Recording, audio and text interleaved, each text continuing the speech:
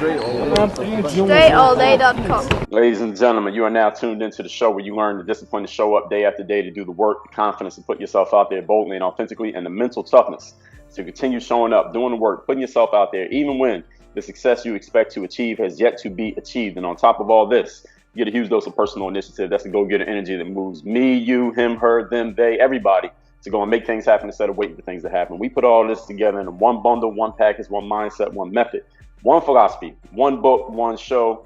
This masterclass here that is called Work on Your Game. My name is Dre Baldwin, also known as Dre All Day, and welcome to the show. And today, ladies and gentlemen, we have a special edition of the Work on Your Game experience, because if you're watching this on video, obviously you can see I'm not the only person on video here. If you're listening to this on audio, you already read the title and you know who it is on this show. You may not know who this person is, but you will learn a whole lot about them as we get into this conversation.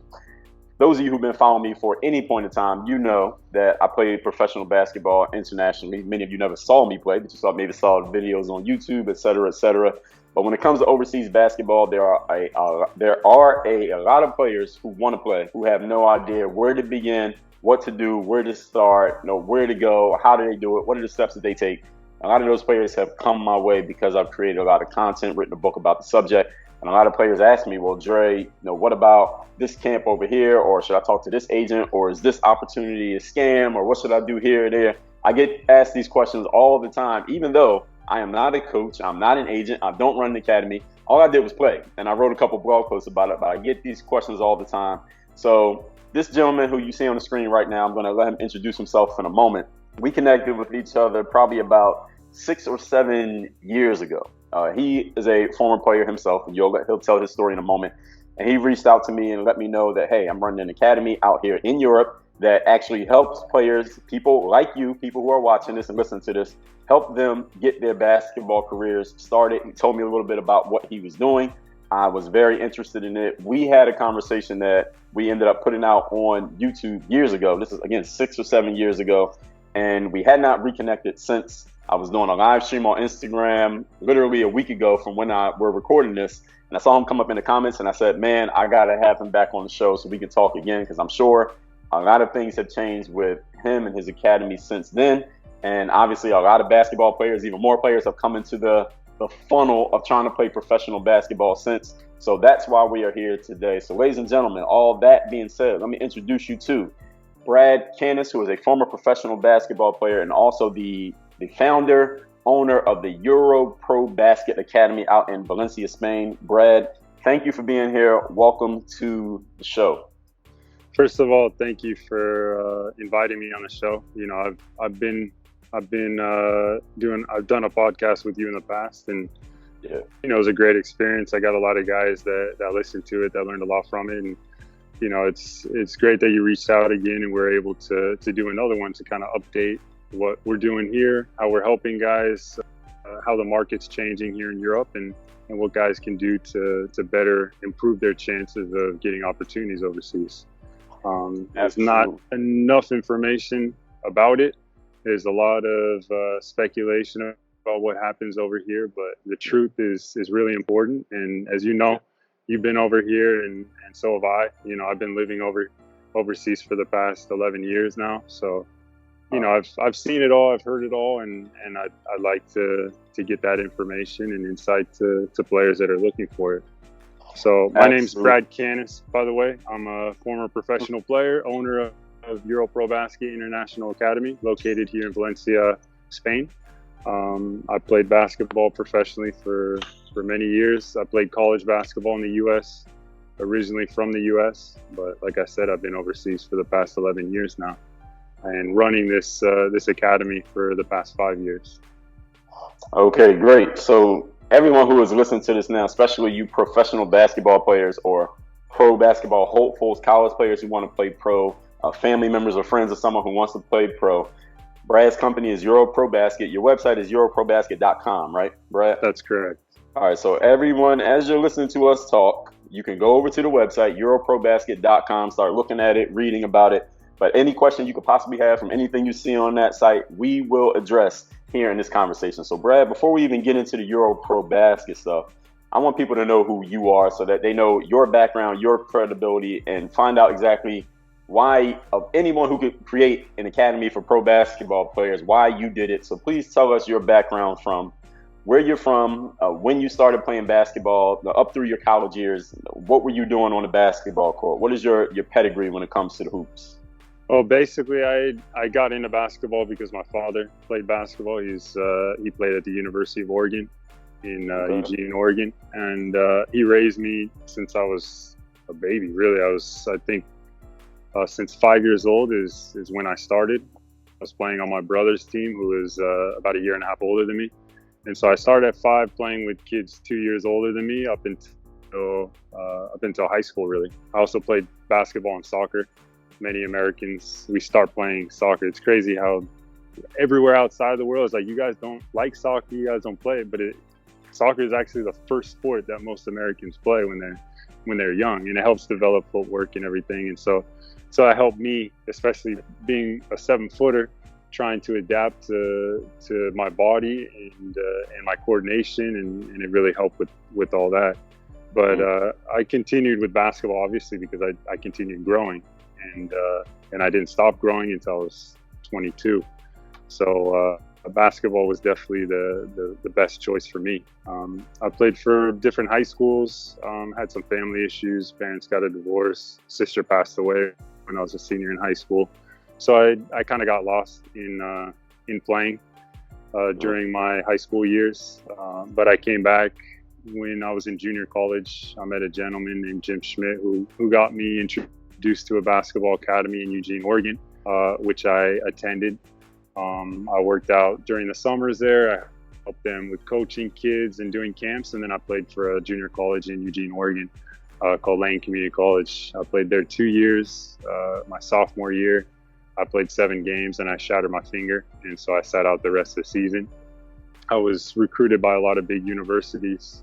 My coach would get stacks of mail every week from different universities that were interested in me for my size. Obviously, there's not too many 7-footers around, and so I had some good interest from some good universities. After I injured my finger, it kind of set me back because I didn't play the whole season, and that was my transfer year. So a lot of those interests turned into not interest, and I ended up picking a smaller Division I university in called Southern Utah in Cedar City, Utah. It was a tough adaptation for me going from a junior college to barely playing in junior college to a Division I university. Working with my finger too is, I don't know, you could maybe kind of see it. Still hasn't healed all the way. We can more than kind of see that. Yeah. It was like, let's see. So it's kind of like a hook. So trying to adjust to shooting with that was difficult. I did well on defense, blocking shots. I almost had a triple-double where I had 9 blocks in one game against Utah Valley. I still hold some records in the school for rebounds and block shots, but offensively it was I was really, really lacking confidence for a lot of it was for that injury, you know.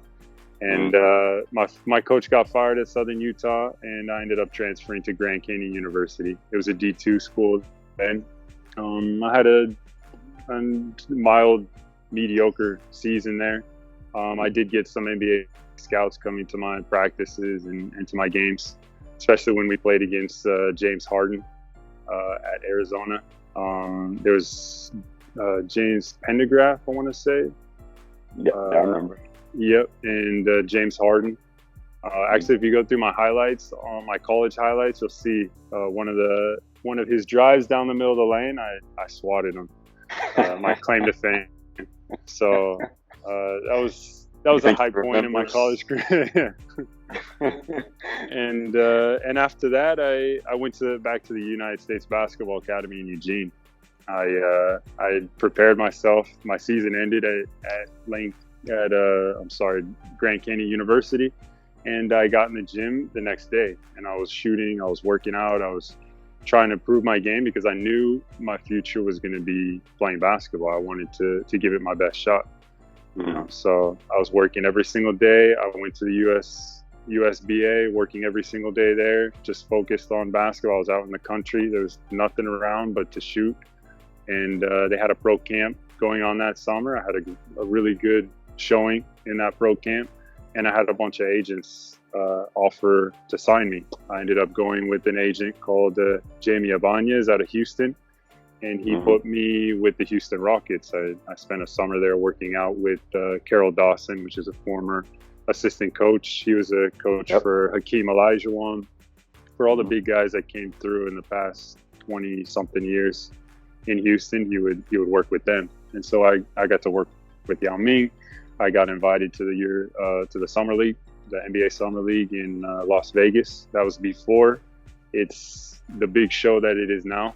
I remember in the Mac Center, we're in the small gym, and it wasn't even a third full, and they were just mostly agents and scouts and stuff like that. But now it's amazing what it's turned into. But I got that experience, and that was a great one for me. And so that's my playing background from the U.S., from playing in America. So, Brad, you're 7 feet tall. How tall was your dad, and how tall was your brother? My dad's 6'11". He was 6'11". My mom's 6'1", and my brother, he's 6'7". Wow. And my sister, before she passed, she was 6'1" at 17 years old. So did your parents get together because they planned to have a basketball team? That's what it seems like, no? Yeah. They won on me. My brother, he didn't follow with basketball. He actually went into boxing. But they definitely made a big kid with me. Was your mother a basketball player? She wasn't. She played a little bit of volleyball, but she was never into sports. Just my father. Okay. So coming out of high school, you said you went to a junior college. Why'd you go to a junior college instead of going straight to a 4-year university? You know what? In high school, I wasn't too focused. Like I said, I had some family issues, and my studies and my interest in basketball wasn't there. There was a part of my senior year, I spent a lot of my days going to the hospital visiting my sister. Every single day after school, I would go and visit her. And my junior year, I didn't even play basketball at all. My senior year, I may have played. I played a season, but it wasn't a main focus for me. And so I didn't even think I was going to be playing basketball in college or in the future. I knew I wanted to go to college to study and to get a degree, but I wasn't even thinking I was going to play basketball. But a junior college in the city invited me to come, and I started practicing with them. I wasn't playing games with them. I was just practicing and focusing on my studies. But then when this gentleman came from the United States Basketball Academy, he got me motivated. He believed in me more than I did. So it changed my mentality. He was telling me, listen, you can actually play professional basketball. You're 7 feet tall. You can run. He had somebody come in, work me out. He saw my shot, how I moved, and he's like, you can do this, and I'm going to help you if you want to. So that was a big moment in my life. Big change. So that gentleman he was from the U.S. Basketball Academy, right? That guy you're talking about? He was the main owner. He has the highest stake in the academy. The actual owner is Bruce O'Neill. He's the president. And right now he's got 20 something academies in China. It's just blown up there. His academy. He's still got the one in Oregon as well, where they bring Chinese kids. They train them. They bring the national team for China, train them there as well, and they help them get into universities in the U.S.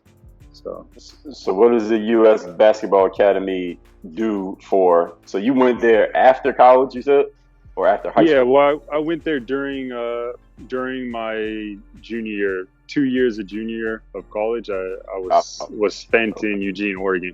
And then during the summers, I would go visit them. I had a shooting coach that was from that academy that was working with me in Eugene as well. The older guy, Charlie Roberts, this guy he was a machine, like a shooting doctor. He'd spend his mornings every morning with me. And I didn't pay the guy a single dime. He would actually take me out to breakfast sometimes and give me shoes and, uniforms and stuff. But he just loved basketball so much. He would devote his time to improving players, and he really believed in me as well. And that it was another thing that motivated me. You know, he would get up every morning. He would meet me at 24 Hour Fitness in the gym. We'd do a weight session, and then we'd practice. And this is 7 in the morning until 9, or even sometimes even earlier.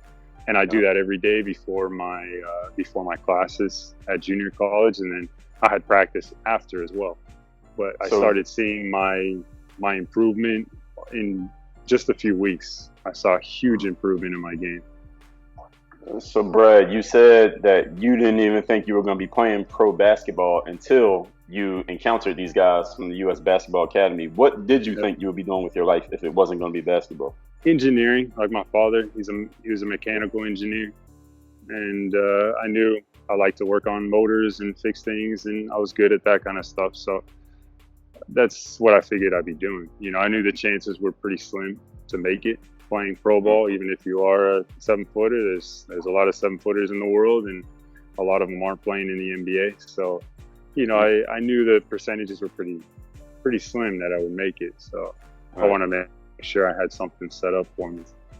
So the U.S. Basketball Academy, it still exists to this day. Do they still do the same things for American-born players that they did for you? They still do that? To be honest, I'm not sure. I'm in contact with Bruce, but he spends a lot of time in China and developing basketball over there. He does have the academy. I'm not sure if they do pro camps. I went to big man camps there, and also that's where I met Kareem Abdul-Jabbar and Bob Hill. He's had a lot of great players and great coaches at that academy, and I was blessed to get the opportunity to meet them through my contact with them. So, but yeah, I don't know what kind of pro camps if they are doing pro camps or not, but. Or I'm just asking, do they do it just training for players? Like, say a college level player at the same position that you were in as a college student, do they bring players like you from college? Do they bring them in and just work on them and help them get better? Do they still do that? I'm sure they do. I'm sure they do. I just don't know at what level or what time of the year or what kind of programs that would include. But I know they train players, and they have the facilities for it. I think they have 2 indoor courts and 4 outdoor courts. They always have coaches there. They have dormitories, restaurant, but it's in the middle of nowhere. Like it's 45 minutes outside of Eugene, in the woods, which is great. It's a beautiful area. It's got a river going through it. It's a calm, comfortable place that you're just going to focus on basketball. If you put one in Miami, chances are nobody's going to focus on basketball. They're going to be on the beaches and going out. And in Eugene, in Blue River, Oregon, you're not going to be doing anything but shooting hoops. Right. And I can attest to that. Okay. Well, I know one thing you said earlier. You said soccer is one of the first sports that kids get introduced to. I don't know, maybe where you're from, Brad, but in the hood where we're from, we don't play soccer. We just go straight to the basketball court or playing football in the street. There's no soccer where I'm from. There you go. But I get your point. What was your statistic I was looking at, and it surprised me, but all my friends, girls, guys, everybody I knew played soccer at one point, whether it was for a year or two. They did it. They started with that just to get them, kick and chase is what they called it. Kick and chase. Okay, yeah. So, Brad, what was your playing style as a player? Like, if you had to give people a visual of how you played the game, what would it be like? How would you describe your style? Well, I was more of a defensive player. I focused on rebounding, blocking shots. Obviously, you play pro basketball, you got to kind of change, and that's tough for a lot of players, depending on where you go and where you play. But yeah, I would consider myself more of a defensive player, blocking shots. I like to shoot. I was a pretty good shooter. Main reason was because I spent a lot of time shooting. I had this good shooting coach from Oregon that adjusted my shot. My father worked with me a lot as a kid, so I relied a lot on my jump shot. Were you shooting threes? Not too much, no. Okay. I shot just mostly because coaches never wanted me to. I think if I grew up playing basketball in Europe, I'd be a 3-point shooting big. But growing up in the U.S., they pushed me in the paint, and they said that's where I gotta stay. So every once in a while, I try and sneak out and get up the shot. So from you were out to outside. maybe the 15 to 17 foot range Yeah, shooting. that's what I felt real comfortable doing. All right, so is there a current player? Which current player would you best compare your style to that people could relate to now? You know what? It's maybe like a Pau Gasol, something Okay. like that. You know, a tall, slender, Yeah. mobile, big. You know, my ball handling wasn't great either. So I couldn't say I was like him because he handles the ball a lot better than I would. But yeah, I would consider myself more like that type of a player. So you played in college. You finished your career in college at a D2. What happened after that? You said you went to camp with the Houston Rockets. So tell us what happened from that point through your professional career.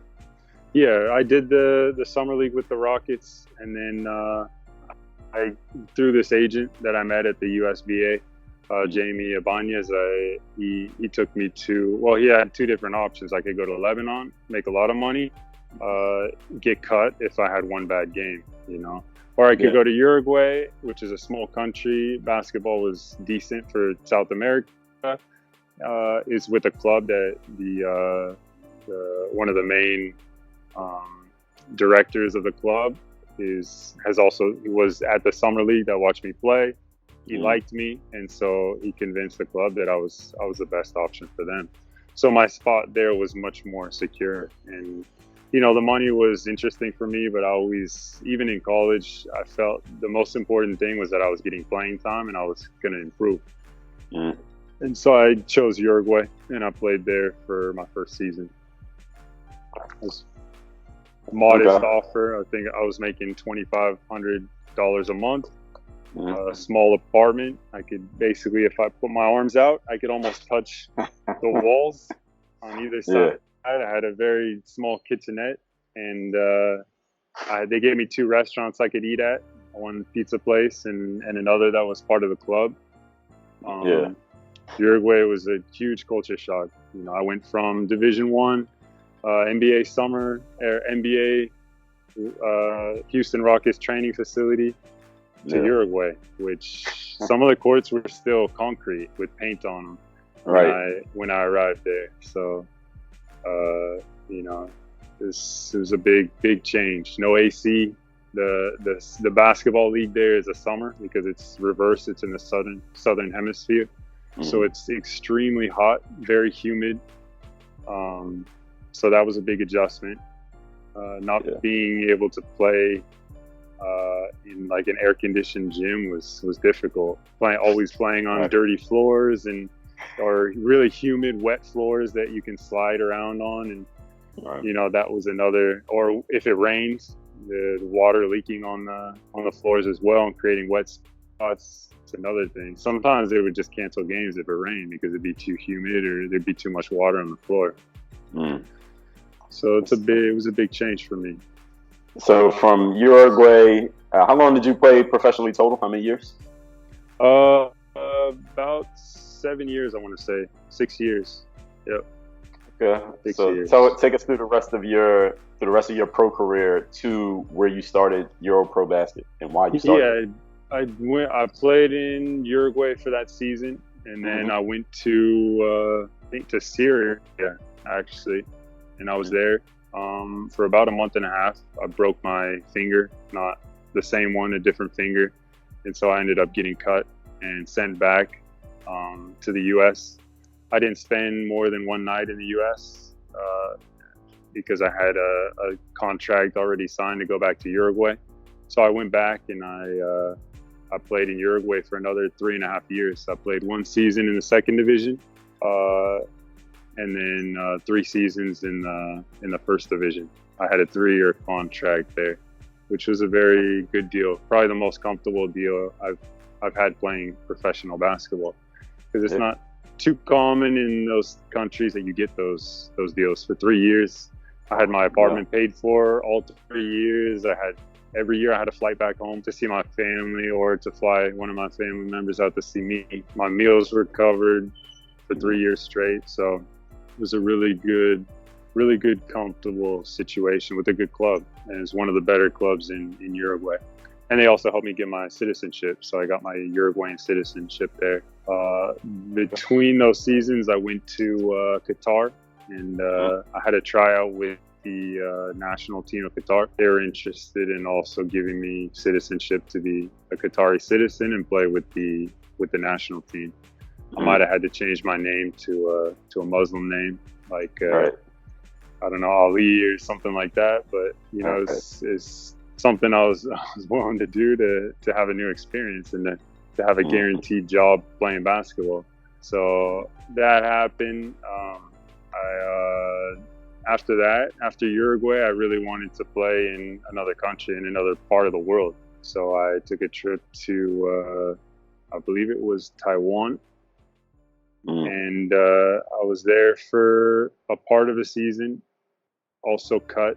I tore a tendon in my, it was in my groin. And so I got sent back home for that. Went out to Japan after. After that, went to a tour in China. During that tour, I got a contract in Kosovo, and so I went there. And then after that, I went to Morocco, which was my first time in Africa, Northern Africa. I played there a season, and then I made my trip to Spain. And actually, I was traveling to Spain to trying to get another job. I had my family with me, my wife, my daughter. She was born in Uruguay. They were traveling with me around the world. We went to Spain, went to a summer league in Spain, which was a very good experience for me. It was run by a former ACB coach. And it was, you know, I saw a real summer league, you know, a European type summer league where games were organized. They all had European coaches. It was well done. And so I got some interest from teams. It surprised me how low the offers were. You know, even in the second and third divisions, they were saying, you know, from 600 euros to 1,500 euros, you know, and I was like, I can't support my family with this, you know? So, so we went to Girona and, we, started looking at other opportunities, you know? I was starting to evaluate my career. A lot of times I got paid late in these other countries that I played in. Sometimes I didn't get paid for an entire month at all, or 2 months. Or in Morocco, I went by they paid me my first 2 months, and then 3 months I didn't get paid anything, you know. And I was waiting, still playing, still keeping a good attitude, working hard, coming to practice every day, but just waiting to, you know, praying that we're going to get paid. You know, I got my daughter and my wife with me, and you know, the salary was good, but, you know, I still needed something to go home with, you know. So turns out after the season ended, a week later, I got all my salary and I left. But that uncertainty, that insecurity made me thinking that this wasn't the best option for me and my family. So this basketball academy was something that was interesting for me, you know, start something for players that are looking to get their starts in Europe. You know, as we talked about, many players in the US don't have any idea what it's really like over here, you know, how to get their career started, how to get a legit opportunity, because there's so many people trying to make money and saying that they can help guys and they don't really do it, or saying that they can help guys or girls and not really following through with it. So we got together with a club in Girona. It's called Uni Girona. It's the top club this year in women's basketball here in Spain. They're in the EuroLeague and also the number one in Liga Femenina. We got with them. We worked out an agreement to get court time. We used one of their coaches to get started.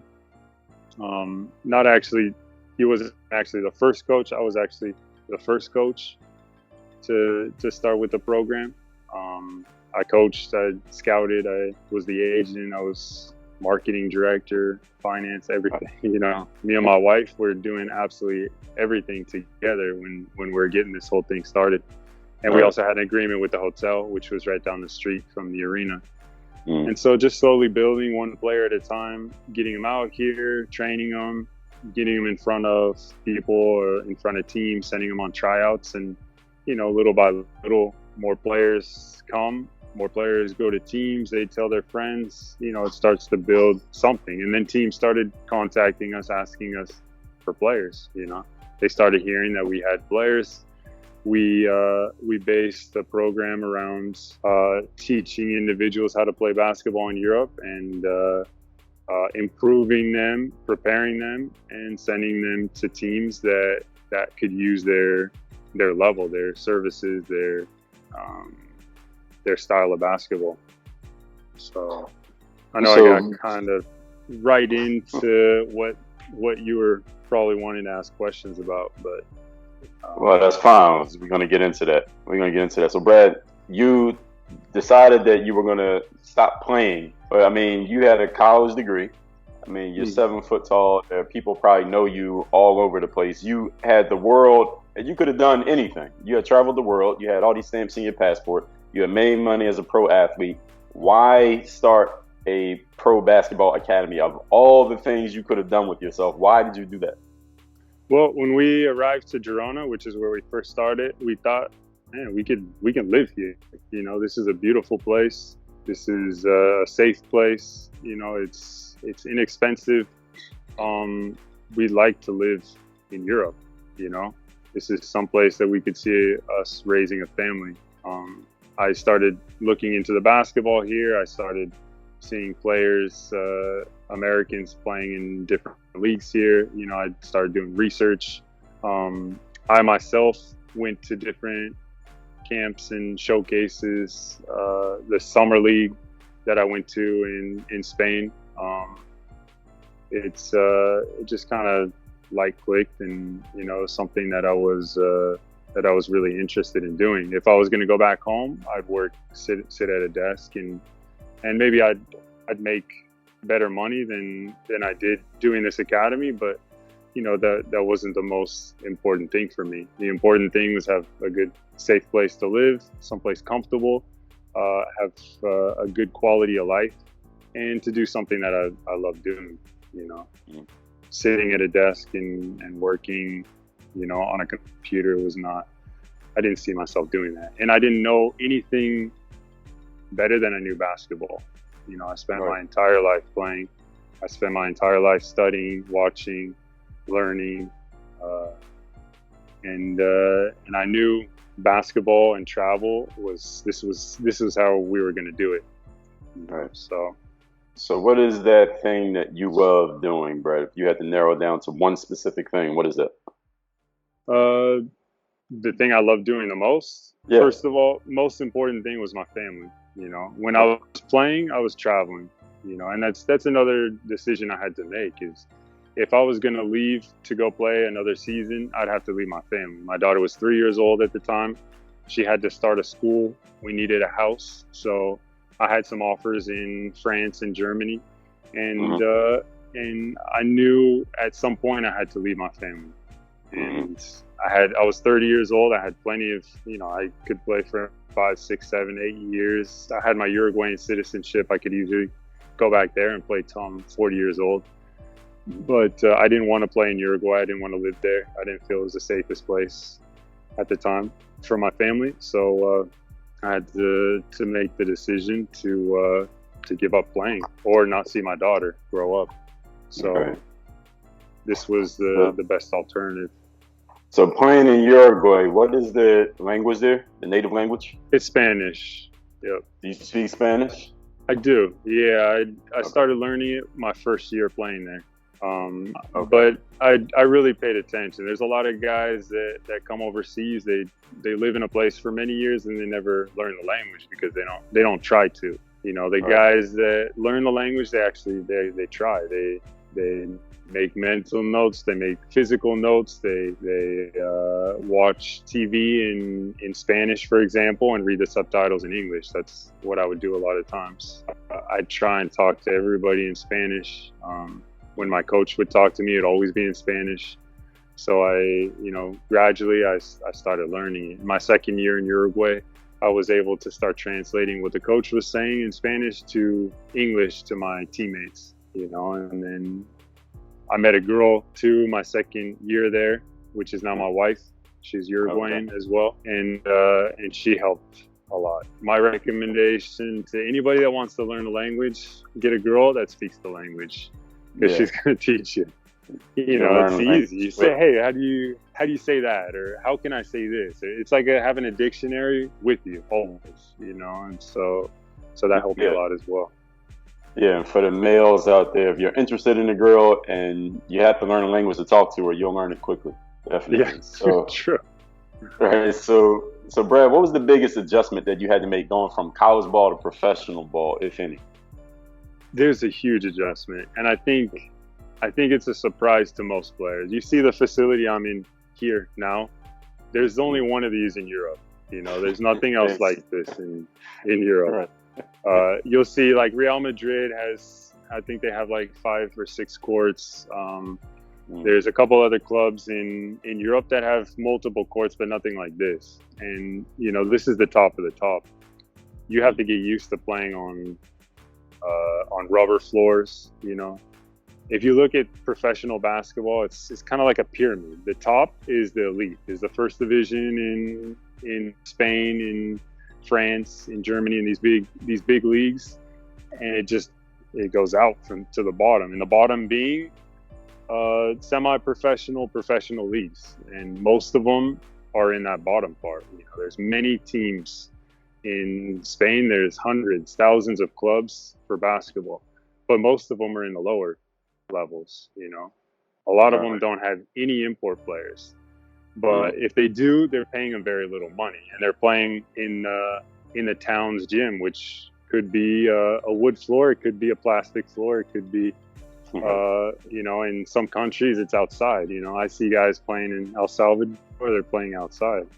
Is that considered professional basketball? I guess if you're making money playing basketball, if you're living off of it, but the level is very different. So, playing pro ball, you have to be able to adjust to that, and I went from Houston Rockets, Southern Utah University. I call my physio and say, hey, can you heat up a hot bath and a cold bath? Cause I want to do fresh legs before the game today, and then 15 minutes I show up and I got my hot and cold bath and I got a towel there waiting for me. That doesn't happen when you get overseas, Playing in Morocco, I had a 60-year-old retired ambulance driver as my physiotherapist, and this guy didn't know much about sports. He drove an ambulance, but he was in the medical field, so he was our physiotherapist. We had no waters, we had no towels, we had uniforms that we brought home. We washed them and we brought them back. So it's just about adjustment, man. It's a big adjustment though. And so obviously when you go to the highest level like this club, they get special treatment.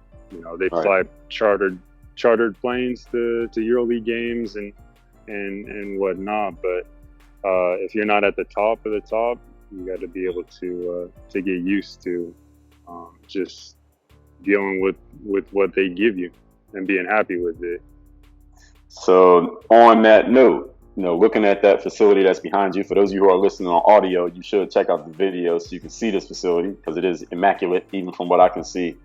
There are a lot of basketball players watching or listening to us right now, Brad, who want to get to the level where they're playing for a team that has that kind of facility. So let's get into talking about your company, which is EuroProBasket. First of all, what is EuroProBasket and why does it exist? Basically, it's to improve players. That's one of the main focuses of any basketball academy. Their main focus should be improvement. To teach, to educate, and to improve. And that's what we really focus on. When you hear academy, that's what it is, and it's an institution to teach. and we want to teach players, world players, how to play basketball here in Europe. We want to adapt them to this style of basketball because, as we can talk about more later on, European basketball is very different than American basketball. And in order to be successful in Europe, you have to adapt to playing here. And so taking the move from the US to this academy, staying for a few weeks, and then going to a team will increase your chances of, first of all, getting that opportunity to get onto a team, and second of all, giving you the chance to stay on that team. Because it's one thing getting onto a team, it's another thing performing, adapting, and being able to stay on that team and being successful playing on that team. And so we do that with professional European coaches. We have all of our coaches were on a professional team, are in between going to another professional team. So it also creates a big pool of coaches that contact us for players. As every coach that comes through here is passing through a short period of their coaching career, waiting for another offer. So when they leave here, they go to a team, and a lot of times when they get to that team, they might call us asking for a player. But this is how we get the highest quality coaches. We don't offer them a huge salary, and a typical coaching salary can be a few thousand to a few $100,000. And we can afford something like that. So we give a good initiative. Just come here, train for a few months. Once you receive an offer, you go to the team. And so our players get the best coaches. We have a strength and conditioning coach as well. He's one of the best we've ever had. And he works with our players, developing their bodies, using different techniques that they use here in Europe to prevent injuries, to condition, to not develop muscle, but to maintain muscle. Because the times that players stay here, a lot of times they're coming just for a few weeks to prepare for a season, to go to a team. So we help them with that. We help them prepare for a potential tryout or a potential full season, and also to showcase the players and give them opportunities to sign with teams. So it's all about teaching, preparing, and showcasing. And that's what this academy was based on. So, Brad, who is EuroProBasket for, and who is your ideal player? All the basketball players out there in the world looking to play overseas, who's the ideal player who should show up to your academy, and why? To be honest, it's open to all players. I don't receive an email and say, hey, I'm interested in your program. What do I need to do? I don't ask for, hey, you have to have this, this, and this in order to be considered as a EuroProBasket player. We want all players that are serious about their careers, that want to improve, that want to learn European basketball, that need film, that need an opportunity. These type of players are the type of players that we want. The type of players we get are also all over the place. We get Division I players, we get guys that have already played overseas, we get 28, 29-year-olds that have never played professional basketball before. They're 3 or 4 years removed from college. They played in some different semi-pro leagues. They're, haven't been playing basketball, but they want to give it their last shot to see if they actually have the chance to get onto a team. We've had these type of players, We want the serious players that are really interested in European basketball, in overseas basketball, in trying to get their career on track, or get started or back on track. We get guys that have played a little bit, got injured, sat out a season or maybe two, and are trying to get back into it. This is great for us. A lot of our players don't have film, or they don't have stats because they got injured their senior, junior year. They switched between a bunch of universities. Maybe they got bad grades and they didn't finish a university. We've had it all. But if you're serious about starting your career, and you want to learn and improve, and possibly get a team out of it, you're the type of player that we're interested in. So EuroProBasket could serve a D3 player, somebody like me, who came from this small school and had relatively no pedigree, or a D1 player like you, 7-footer, who has played at the highest levels of college ball, but we're both looking for a job. So you could have a D3 player and D1 player right next to each other at EuroProBasket. Is that what you're saying? Exactly. And we do, and it's important. We've had this happens all the time where we get a few D1 guys and we get some guys that played D3 or maybe just JUCO, or young European players that just played in their junior competitions and they want to try and get started in Spain. Some Russian kid that would like to start playing basketball in Spain, or an African kid that would be interested in playing here in Europe as well. So it's a huge mix, and it's interesting to have that mix because you get to see all different styles of basketball. You get to see all different levels, all different walks of life, and you get to teach them the fundamentals of European basketball. And the players get to meet and communicate and talk and learn different lifestyles, different basketball backgrounds, and it's a good opportunity for them to learn that and to meet people and to improve their skills. Okay, so if you were to just give a brief overview, 2-minute overview of what EuroProBasket does for a player from the player's perspective, could you just tell us or tell the players out there, what is it that you're going to do for them? Well, basically, say for example, I'm a player that's registering, and my first day I arrived to EuroProBasket.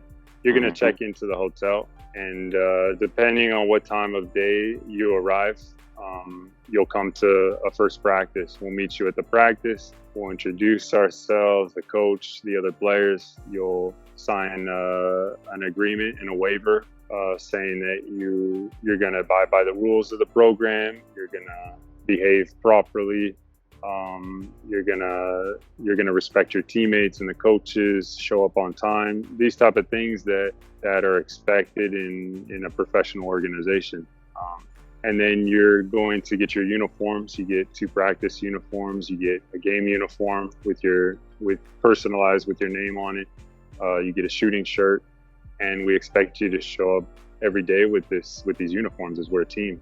And you'll see in our videos and our social media, everybody that shows up to practice is in their uniforms. They're in these facilities.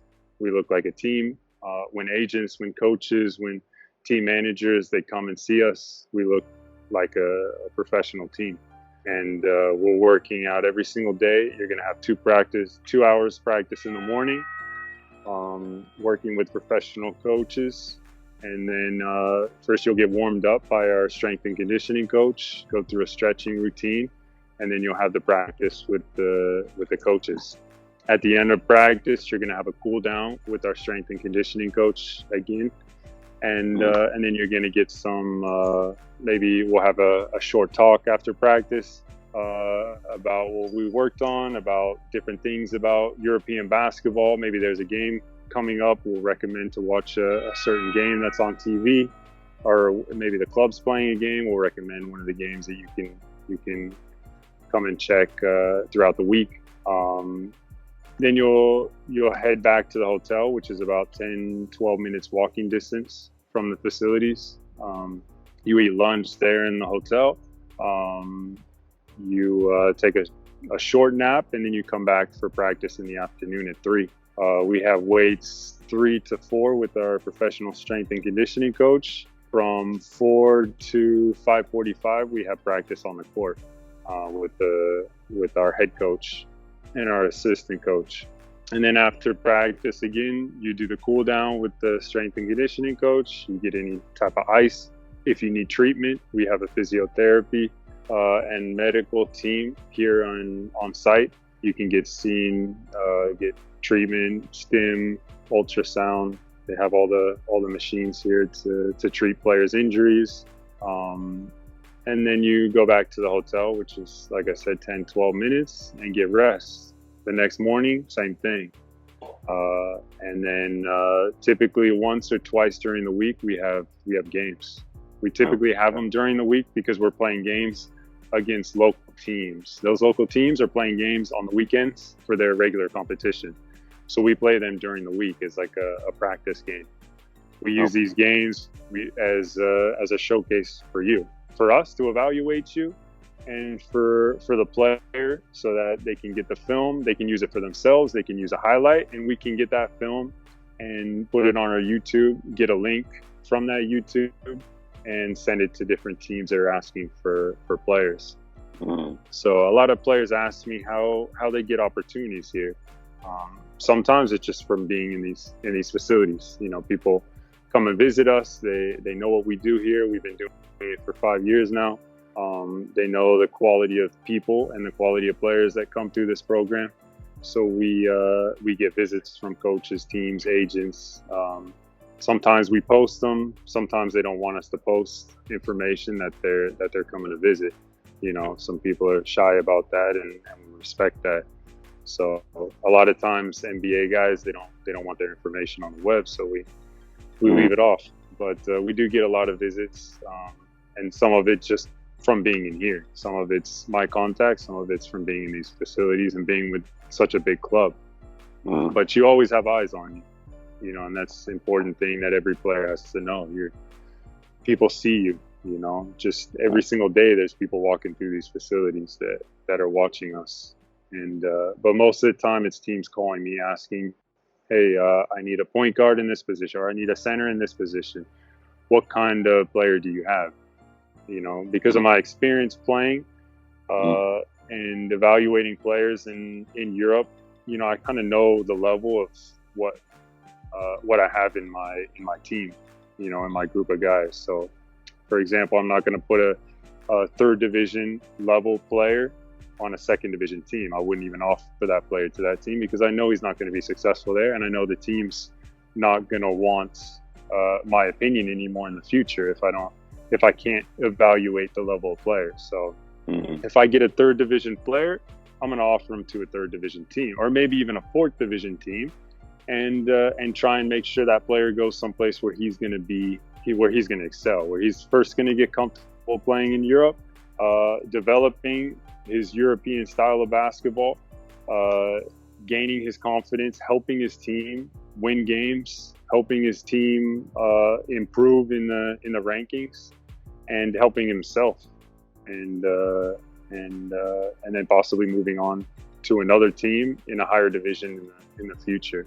The most important is that this player helps his team, and also in return helps himself, and that's going to create a good situation and a good career and good future for a player here in Europe. How involved are you, Brad, in the day-to-day of all the things that are going on with the players at your academy? I mean, you're not the actual coach. Right? No, but every day. I know everything that goes on. I know everything that goes on the court. I talk with my coaches after every practice. If I'm not here physically, which I try and make it here to almost every practice, at least once a day, to watch my players, to see how they're acting on the court, to see how they're improving, to see how they're behaving with each other, with coaches' recommendations, with how they're learning sets. You know, it's a lot goes into evaluating players, not just on level, but how they learn, how they listen, how they adapt. And so this is all important information for me. So I get it from my strength and conditioning coaches. I get it we have a head scout that works here as well. We have sometimes we even have, a lot of the time we have interns that come and work with us. They're former players that are studying in universities here in Europe. And so they give me their opinion as well. The hotel gives me their information. If we got a player that's coming home late every single night because he's going out all the time, they'll let us know. If he's being disrespectful and in some kind of way with the cook or something like that, then they let us know as well. You know, if they're really friendly and really nice, they let us know.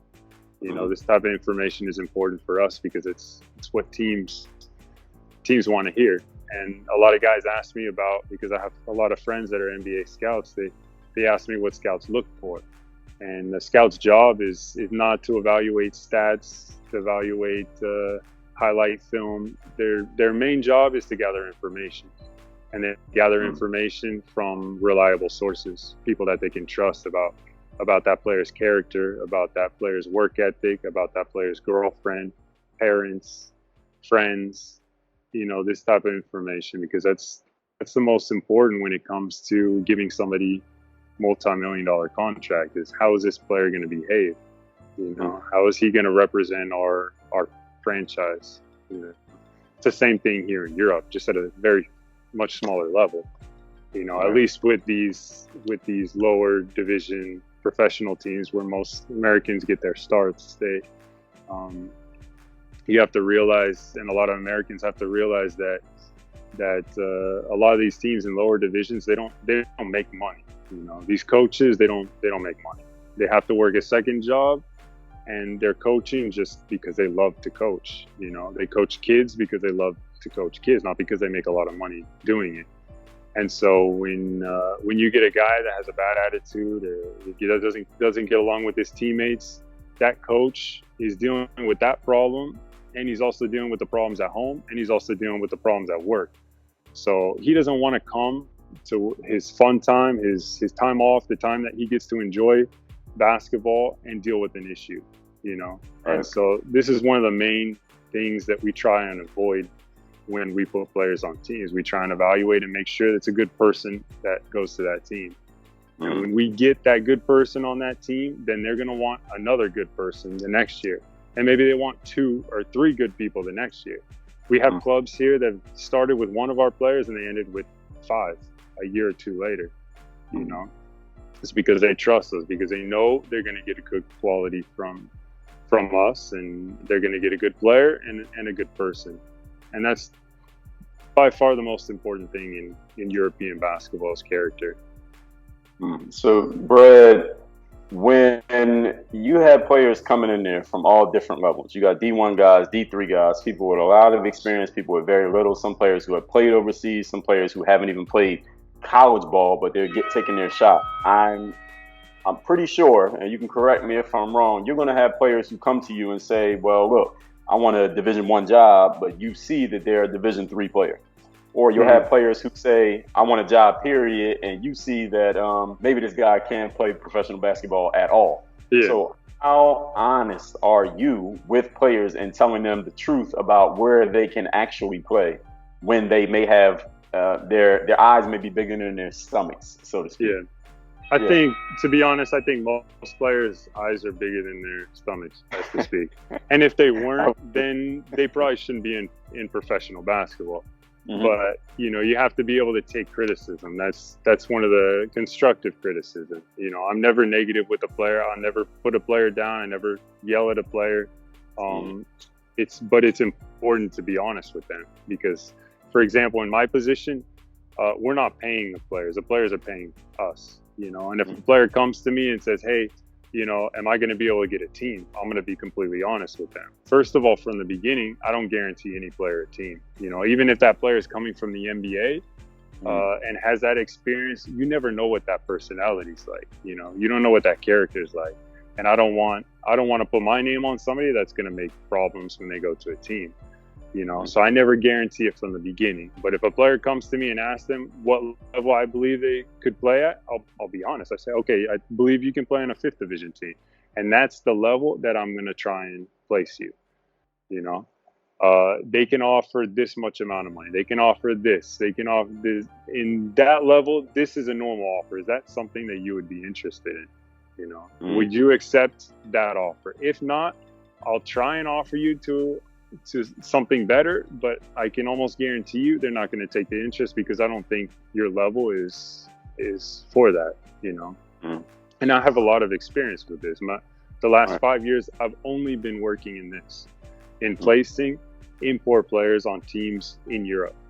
And so I know I'm very good about scouting players in my program and finding opportunities for them. And usually when I do find them an opportunity, they do well in that opportunity. I've only had a few players that go to teams and they don't do well, you know. So that's really important.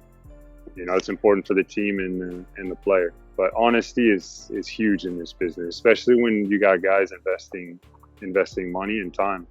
All right. So, Brad, I'm sure you've had a player, or maybe you haven't, but have you ever had a player who just insisted on their ability to play at a higher level than what you thought, and how did you deal with that? Always. Okay, so what I happens? have guys that show up and they're like, hey, can I play next door with the first team?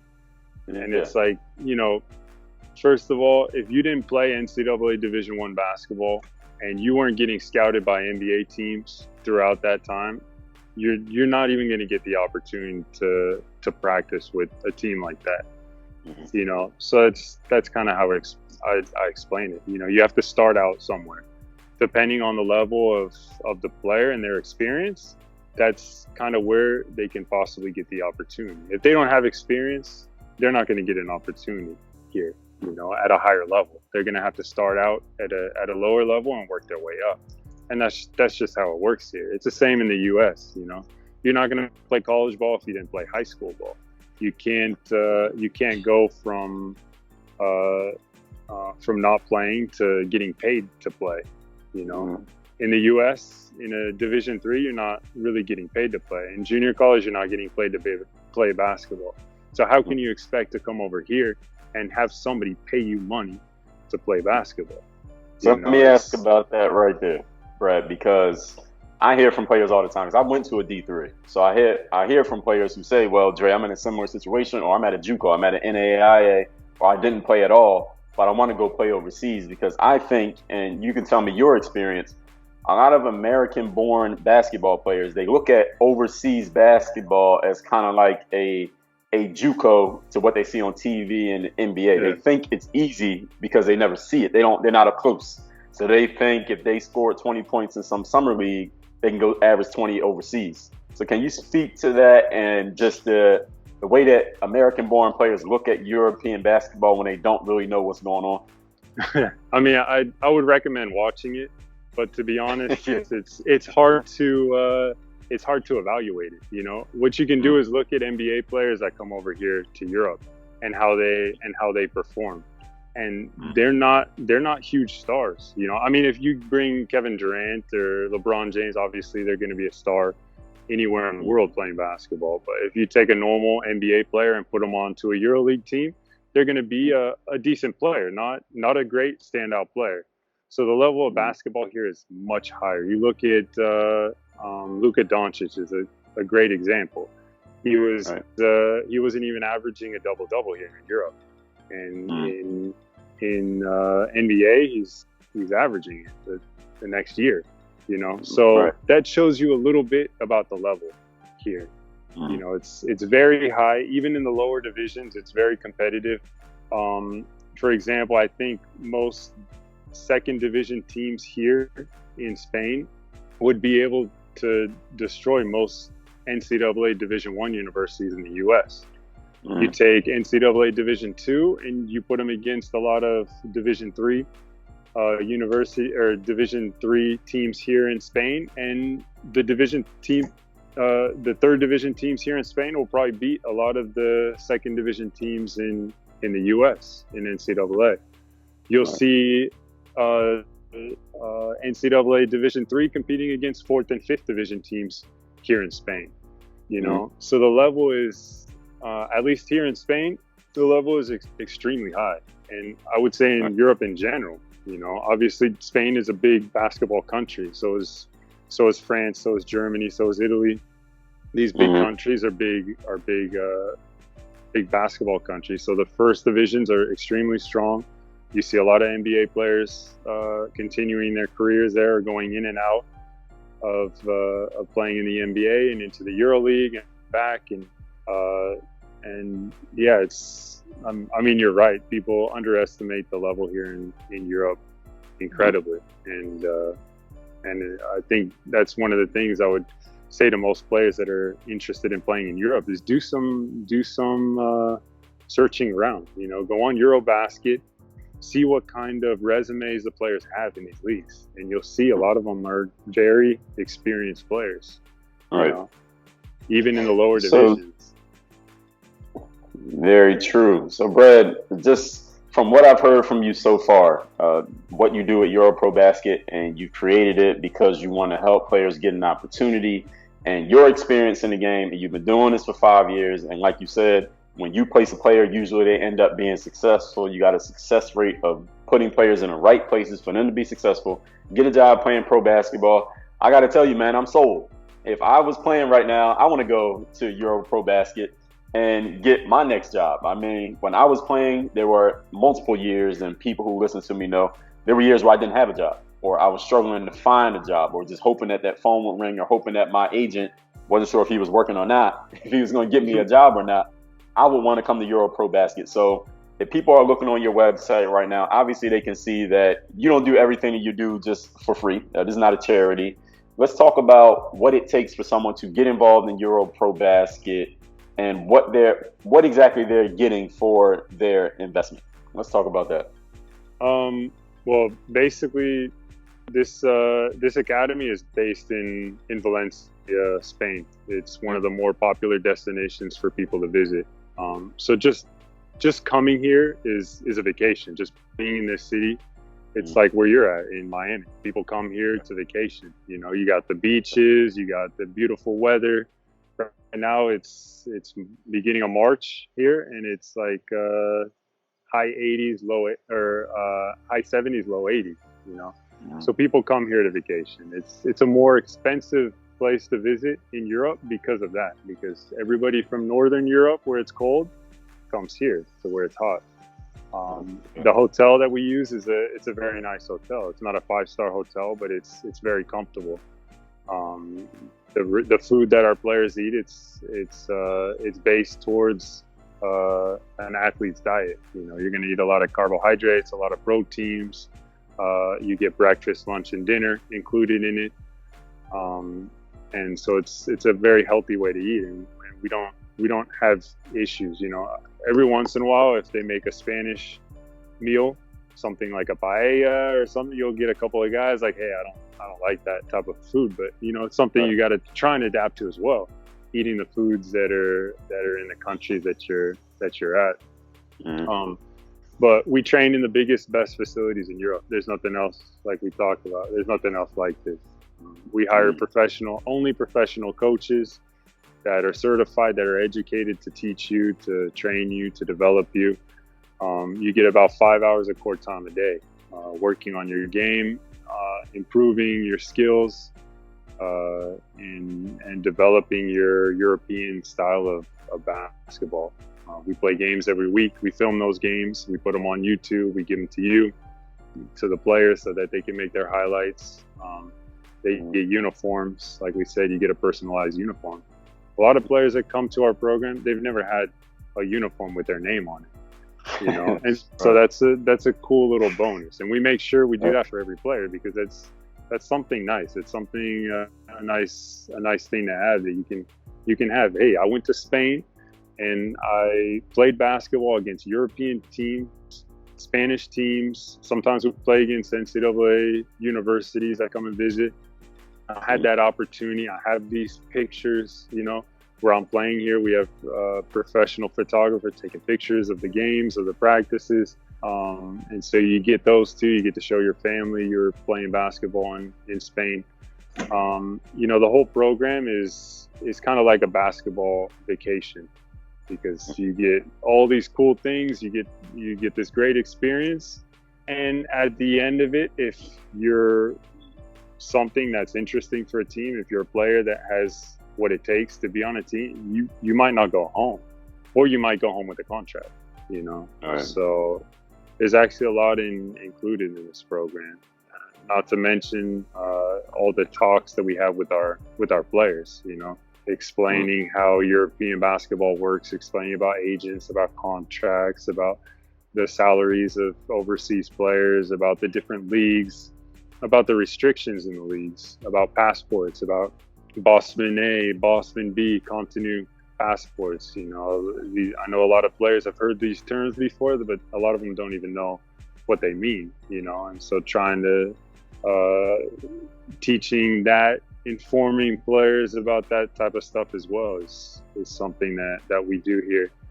And a lot of the players that come to our program don't have a dual citizenship, but when we talk to them, we explain how they can do it, they end up getting it, you know, which is something very important as well. If you want to continue or have a long career playing basketball overseas, is to get that second passport. We give information about how you can do that. So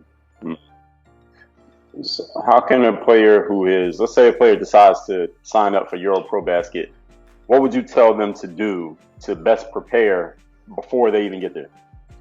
Work on your game, right? You say it all the time. That's crucial. That's one of the main things. But I would say get educated. Look at, I mean, obviously, if you have questions, I'm always available. I have all the social media, Facebook, LinkedIn, Instagram. Players can contact me via email, phone, WhatsApp, Viber, FaceTime, Skype. You know, I'm available on all these networks. And so ask questions if you have questions. Work on your game. Prepare yourself physically, because a lot of guys say that they want to work out twice a day and play games during the week, but when they get here, their first week is a struggle, you know, because they're not prepared. They didn't prepare themselves. And so it's important to set up a routine. I tell my players, plan for 2 or 3 months. Make a plan. Every week I'm going to do a certain amount of miles. I'm going to run a certain amount of miles. I'm going to get up a certain amount of shots every day. I'm going to lift weights, you know, Monday, Tuesday, Thursday, Friday. I'm going to ride my bike this many kilometers or miles, or, you know, I'm going to run on the beach. I'm going to swim. You set up a plan so that you follow that plan, and you have to follow it, and you have to check boxes off that you're doing all these things that you've written down. And when you have it written and you have it planned out, you're going to be more likely and more inclined to follow that plan. And then once you start to get to the end of that plan, you should be ready to get over here. If you don't know how to plan, get a physical trainer for a few days and make a plan with them, or get a friend that studied it.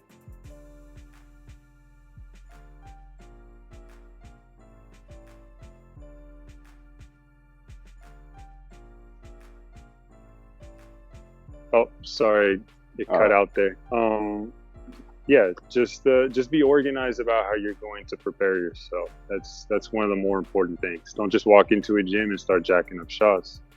Know how many shots you want to make, you know, and know from where you want to make those shots. Say I'm going to make 500 shots, and when you get into that gym, make 500 shots, and don't leave that gym until you make those 500 shots.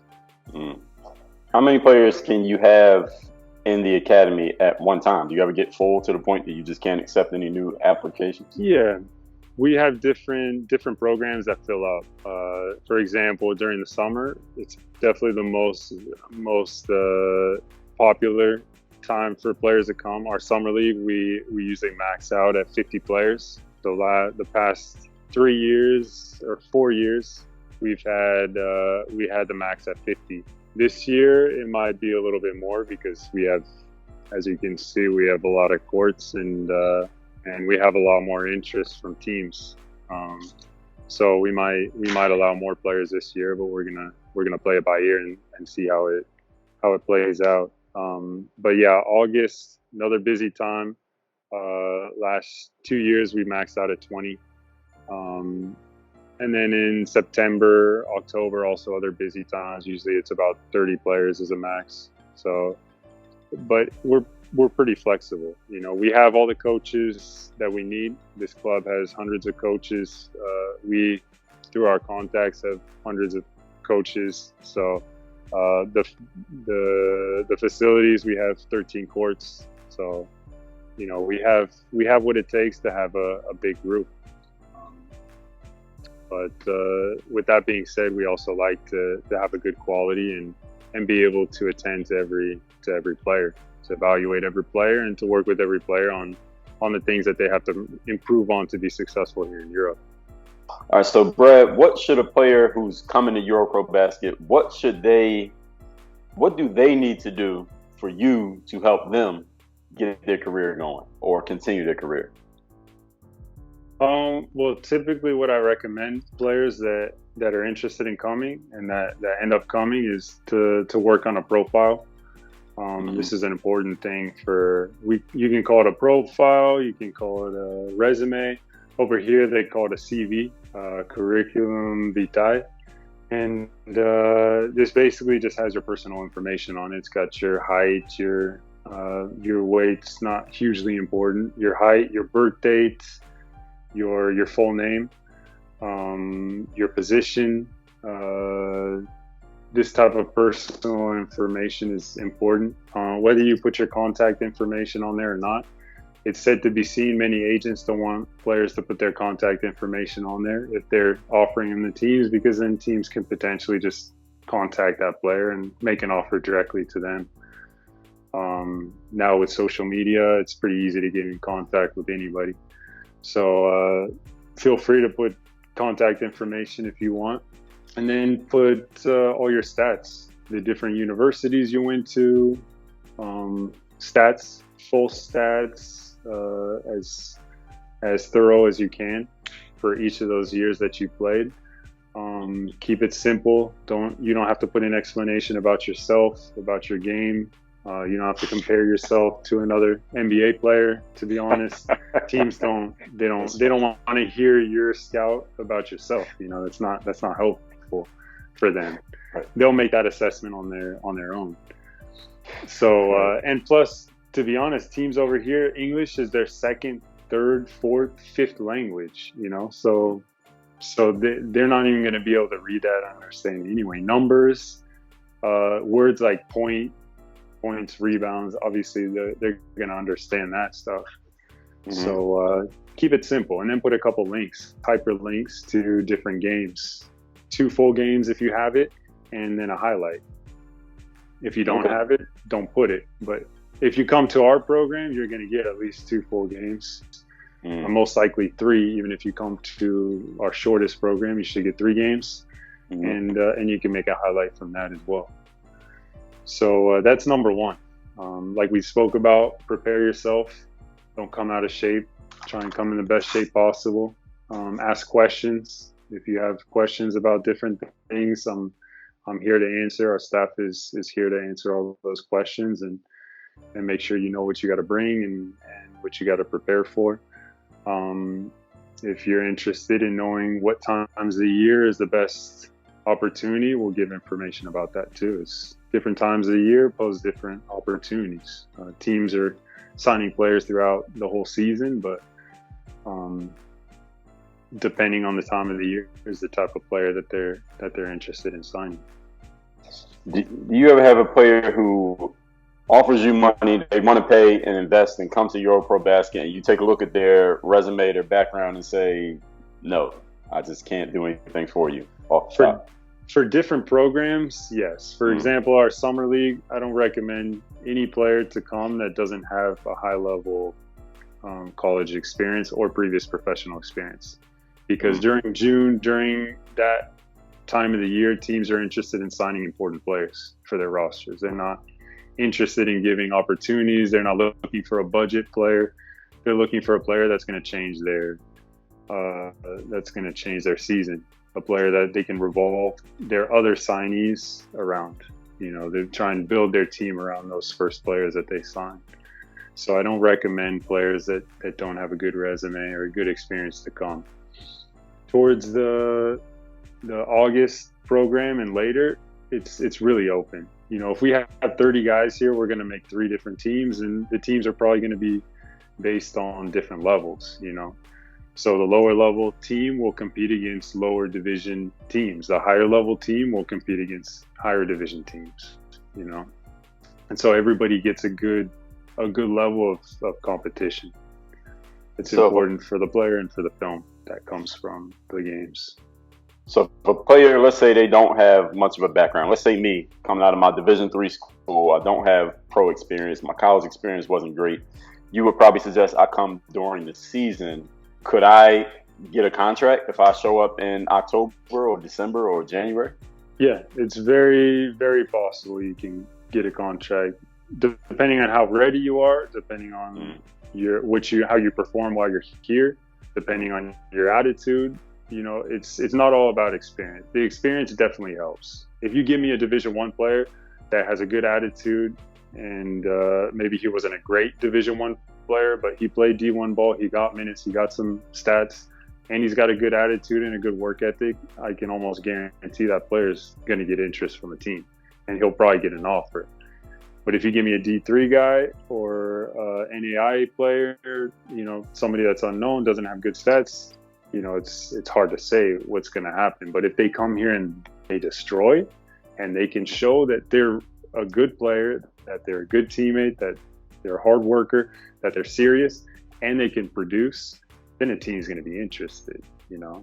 It's not up to me whether a team takes interest there or not. You can convince me, and I can try and convince the teams. And that's the important thing. That you got somebody like me, somebody like our staff, that has experience placing players that don't have any experience playing overseas, right, that has done it in the past. It's important to get those people convinced that you're a good option for a team. And then we'll work to offer you to different openings. So that player coming out of, let's just say me, 2004, coming out of a D3, it's possible I could show up in the summertime and play my way into an opportunity. That's what you're saying? It's very possible. I've signed a 34-year-old that never played college basketball and never played professional basketball to a team. I've signed a 32-year-old from Bahamas that never played college, never played pro ball. He played 3 years in a team here in Spain. I've signed 28-year-olds that played college football in university, never played college basketball, but this player showed up and he could shoot. He could shoot. I don't know where he got his basketball IQ and his understanding of the game, of spacing, of timing, but he just got it. He just understood it. So I got him onto a team because he could prove that he belonged on a team. He got interest from a team. So it is very possible, Okay. So looking at the summer of 2020 right now, a lot of players around this time of year, especially, they start even reaching out to people like me. So I'm sure they're reaching out to people like you, asking what should they do this summer based on their background. They're trying to get a job overseas. What should that player do starting today? What should they do right now? They want to play overseas.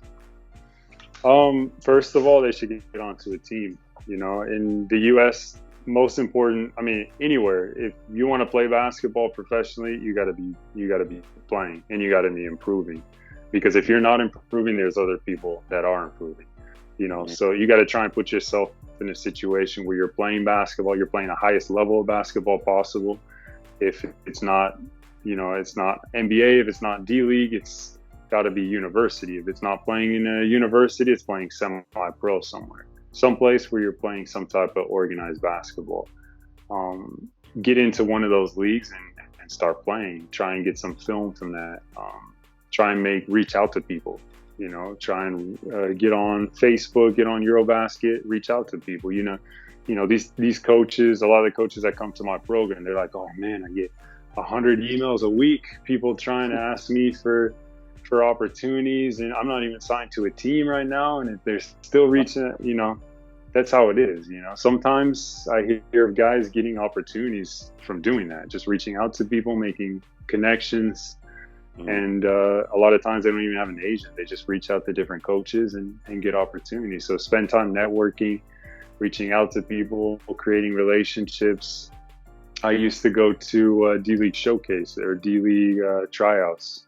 Back in the day, it was D-League. Now it's G-League, but they hold open tryouts. And I knew my chances of playing in the D-League probably weren't great because they have their players that they're interested in signing. But the fact that I was there and that there were other agents there that were watching me, that's what led to opportunities for me. I was playing in, I don't know if it was an ABA game. It might have been the ABA or IBL, one of these semi-pro leagues in the U.S., and I had a really good game. And one of the guys is like, hey, you playing overseas? I'm like, no, I'm in between jobs. He's like, well, I got my agent. She represents a player in the Middle East. So he put me in contact with her. Her name's Hind Abu Fari. She got me to Syria, and then she got me to Qatar, just from playing in this league. So you got to keep trying to play, trying to network, you're trying to improve.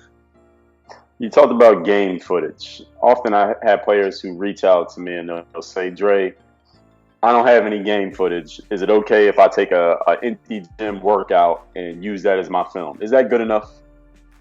No, it just, I don't look at it ever. It's not, okay. It's not important. It's, even if you watch a player practicing, you can gain some things about him, about how he shoots, about how he moves. But to be honest, you can't evaluate a player until he plays in a game. You can't really tell what a player can do until he's in a game situation. Because I've seen a lot of players that practice really well and they do terrible in games. And the game's the most important thing over here.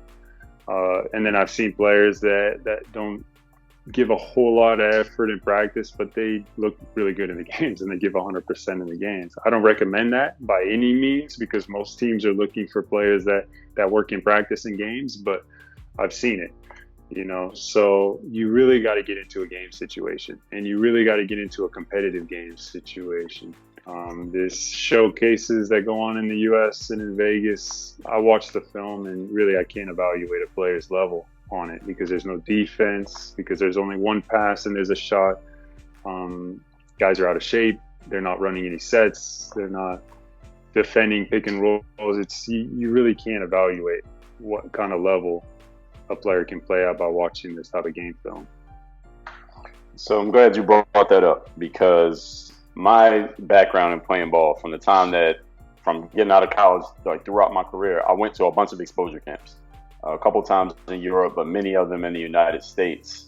If a player they're looking to get on, they're looking for a way to get their foot in the door, and there are thousands of players for every one job available, Brad. Should they go to an American-based exposure camp? What should they do? What can they do if they don't know where to begin? And I know what those exposure camps are like, and they're very hit or miss, because you don't know who else is going to show up or how they're going to be run. What does this player do? Yeah. I mean, it's like you said, it's hit or miss. Yes, doing some research and really finding out who's running those camps and what kind of success they have with players.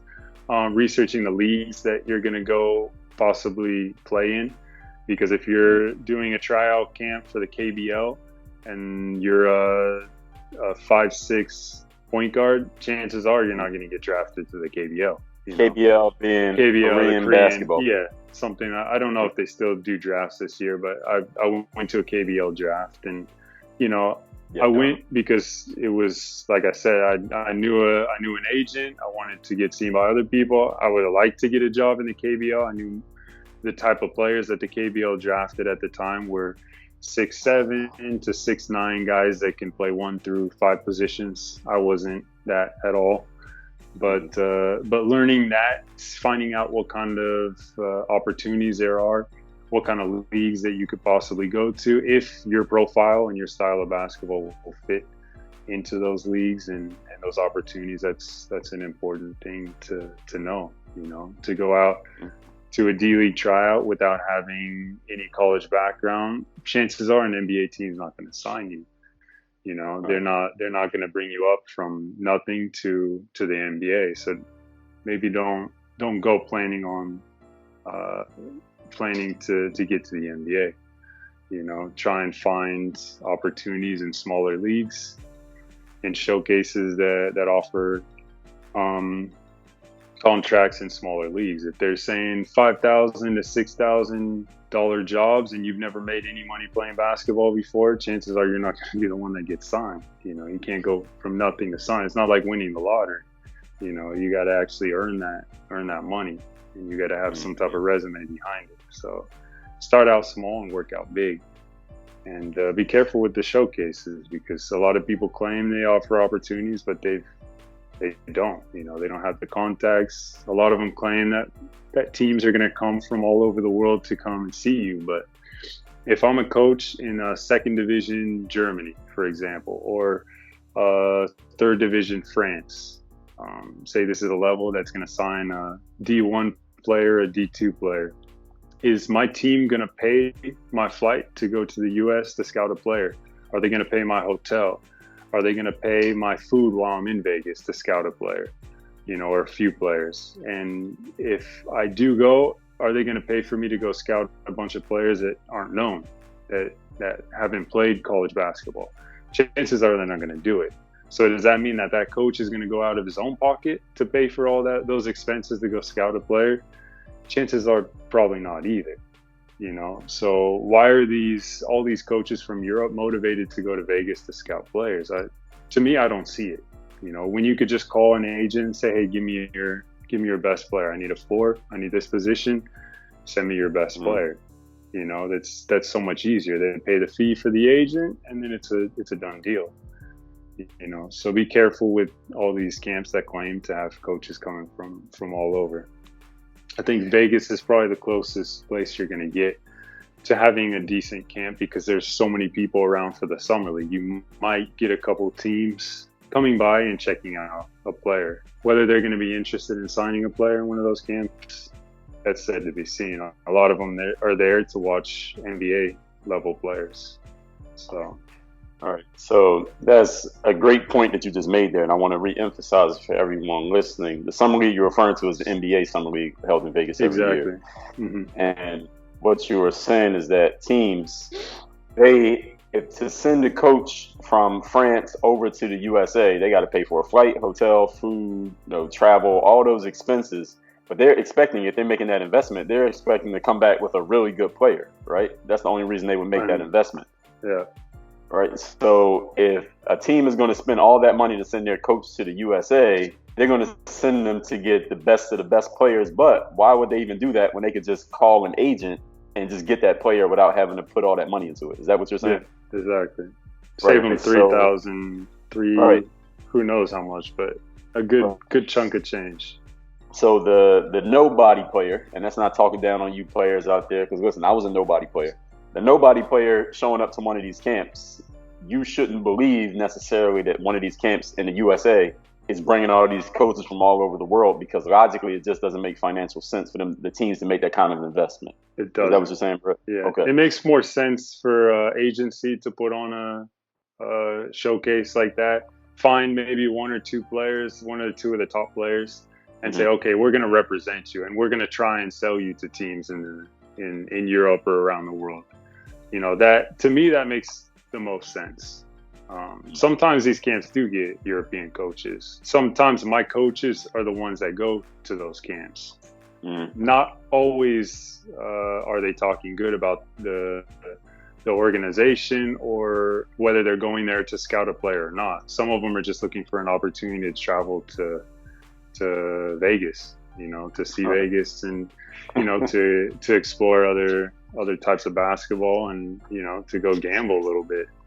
But yeah, I think maybe go to a good agency run one and get picked up by an agent that could be a good opportunity. And like I said, just going to these type of things, you may meet somebody in the stands that actually has interest. If you're not doing anything, you're not gonna get anything. If you're at least trying somewhere, somehow, you'll get something. I say this game film from the ABA or IBL, it's in these showcases, it's difficult to evaluate a player, but it's better than nothing. Right. If you don't have anything, it's better than that. All right. Just to get some film of you shooting and moving and playing in a game is more important than just having nothing.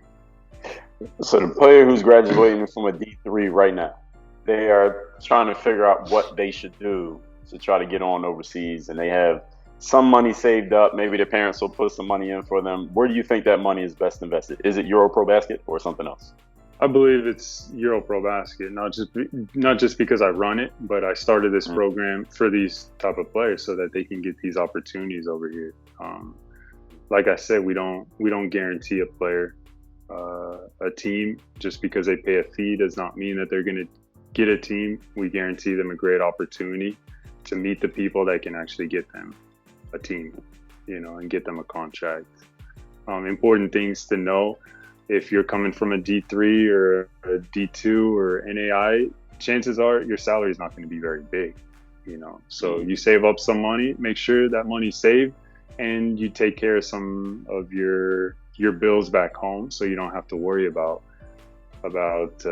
making a big salary your first year or your second year, because chances are it's not going to be a big one.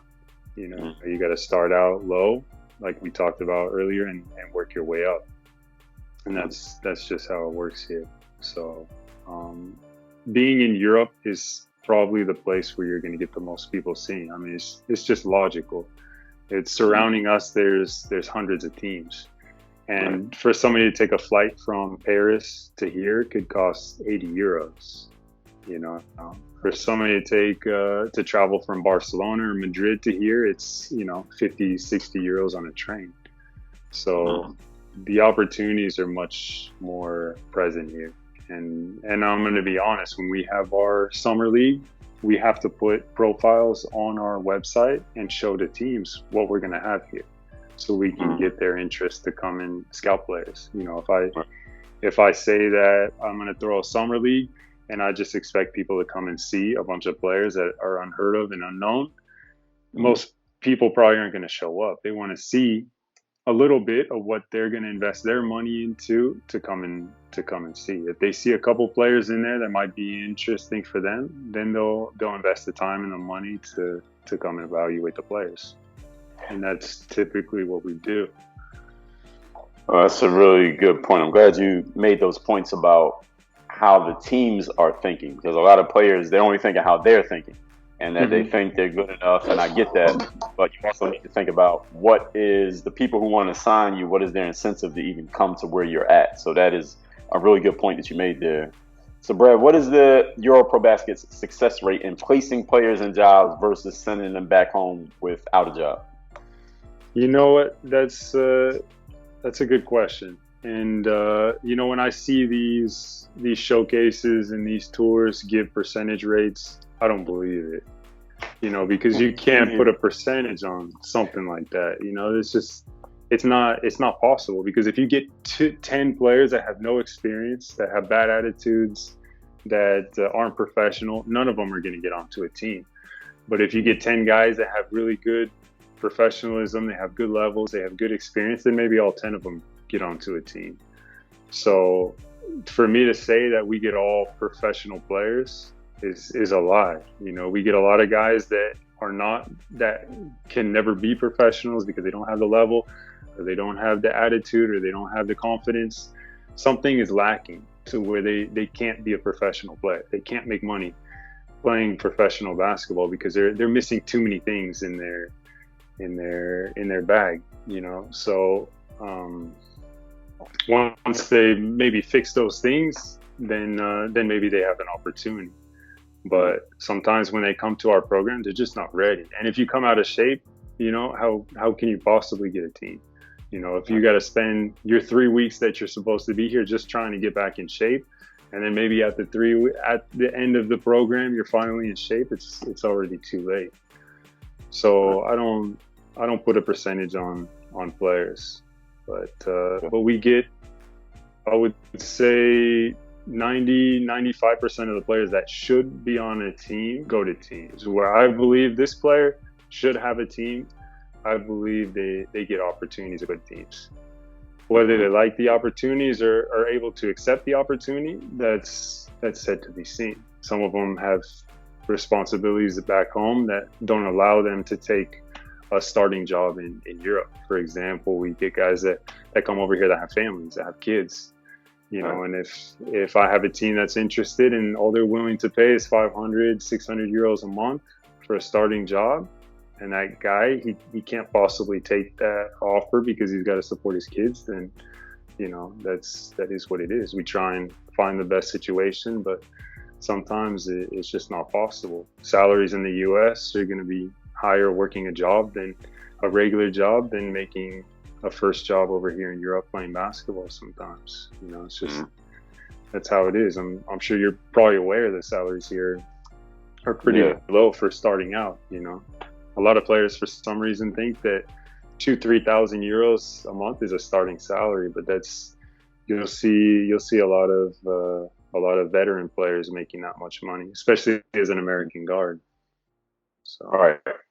So all you players coming out of college right now, just keep all your stuff in your parents' house so that you don't have any, owe rent, and Exactly. stay on your parents' health care and your cell phone plan and all that. So you don't have any bills. Hey, I sold my car. I canceled my cell phone. I did a lot of things to make sure I didn't have bills back home when I went overseas. And I was making, to me, it was a decent salary my first year. $2,500 a month was a decent salary. It was tax free. They took care of my housing and my meals, so most of it I got to save.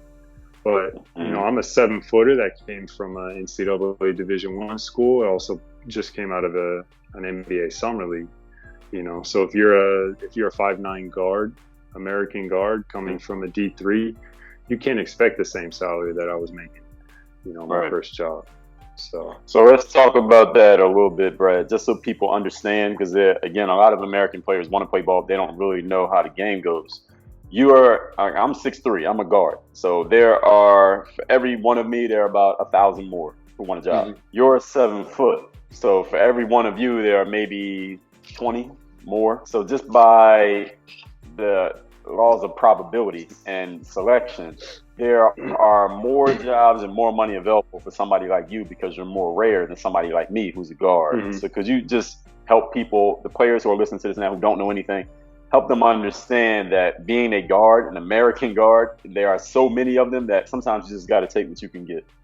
Yeah, no, it's totally true. And being an American guard is probably one of the most difficult position. The most difficult starts for your career is being an American guard. Being an American big, like you said, there's not near as many. There are still options, but there's not near as many.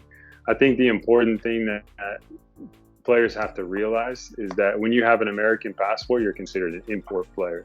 If you have a European passport, which means you were born in Europe, it's either a Bosman A, which means you were born in the European Union, or your parents were born in the European Union, and you were able to get your passport through them. A Bosman B, meaning that you or your parents were born in a country in Europe, but outside the European Union. We're talking Serbia, Ukraine, these countries that are still in Europe but not in the European Union. That's a Bosman V. And then you have the continent, which is most African countries and some Caribbean. A lot of countries here in Europe, they allow certain roster spots just for these type of players. Whereas in the first, second, and third division here in Spain, they only allow 2 Americans. But they allow multiple European players, multiple continent players, and multiple Bosman B players. So typically those American players, they're very high level players. They're guys with a lot of experience. Whereas the European players, they have a lot less experience. They're not required as much, whereas the Americans are required. They're required a lot of them. And for example, when I played in Uruguay, most of the players that signed with team were bigs. Because they didn't have the bigs. They had the guards, they had the smaller players that could play basketball, but they needed inside players. They needed the height. It's what every team looks for. For every 20 teams that have contacted me, about 18 of them are asking for a big guy, and 2 of them are asking for a guard. Wow. And of those, a lot of them are asking for European players because they don't want to deal with the visas. They don't want to. They already have American on their team, so they don't have a license for another one. The licenses are more expensive for Americans. For an American here in Spain, it's 3,000 euros for the professional leagues. For a regular, for a European or a continental player, it's only 150 euros. So these are important things to realize about European basketball as well. So in order for you to be chosen over all the other Americans, you have to be very, very skilled.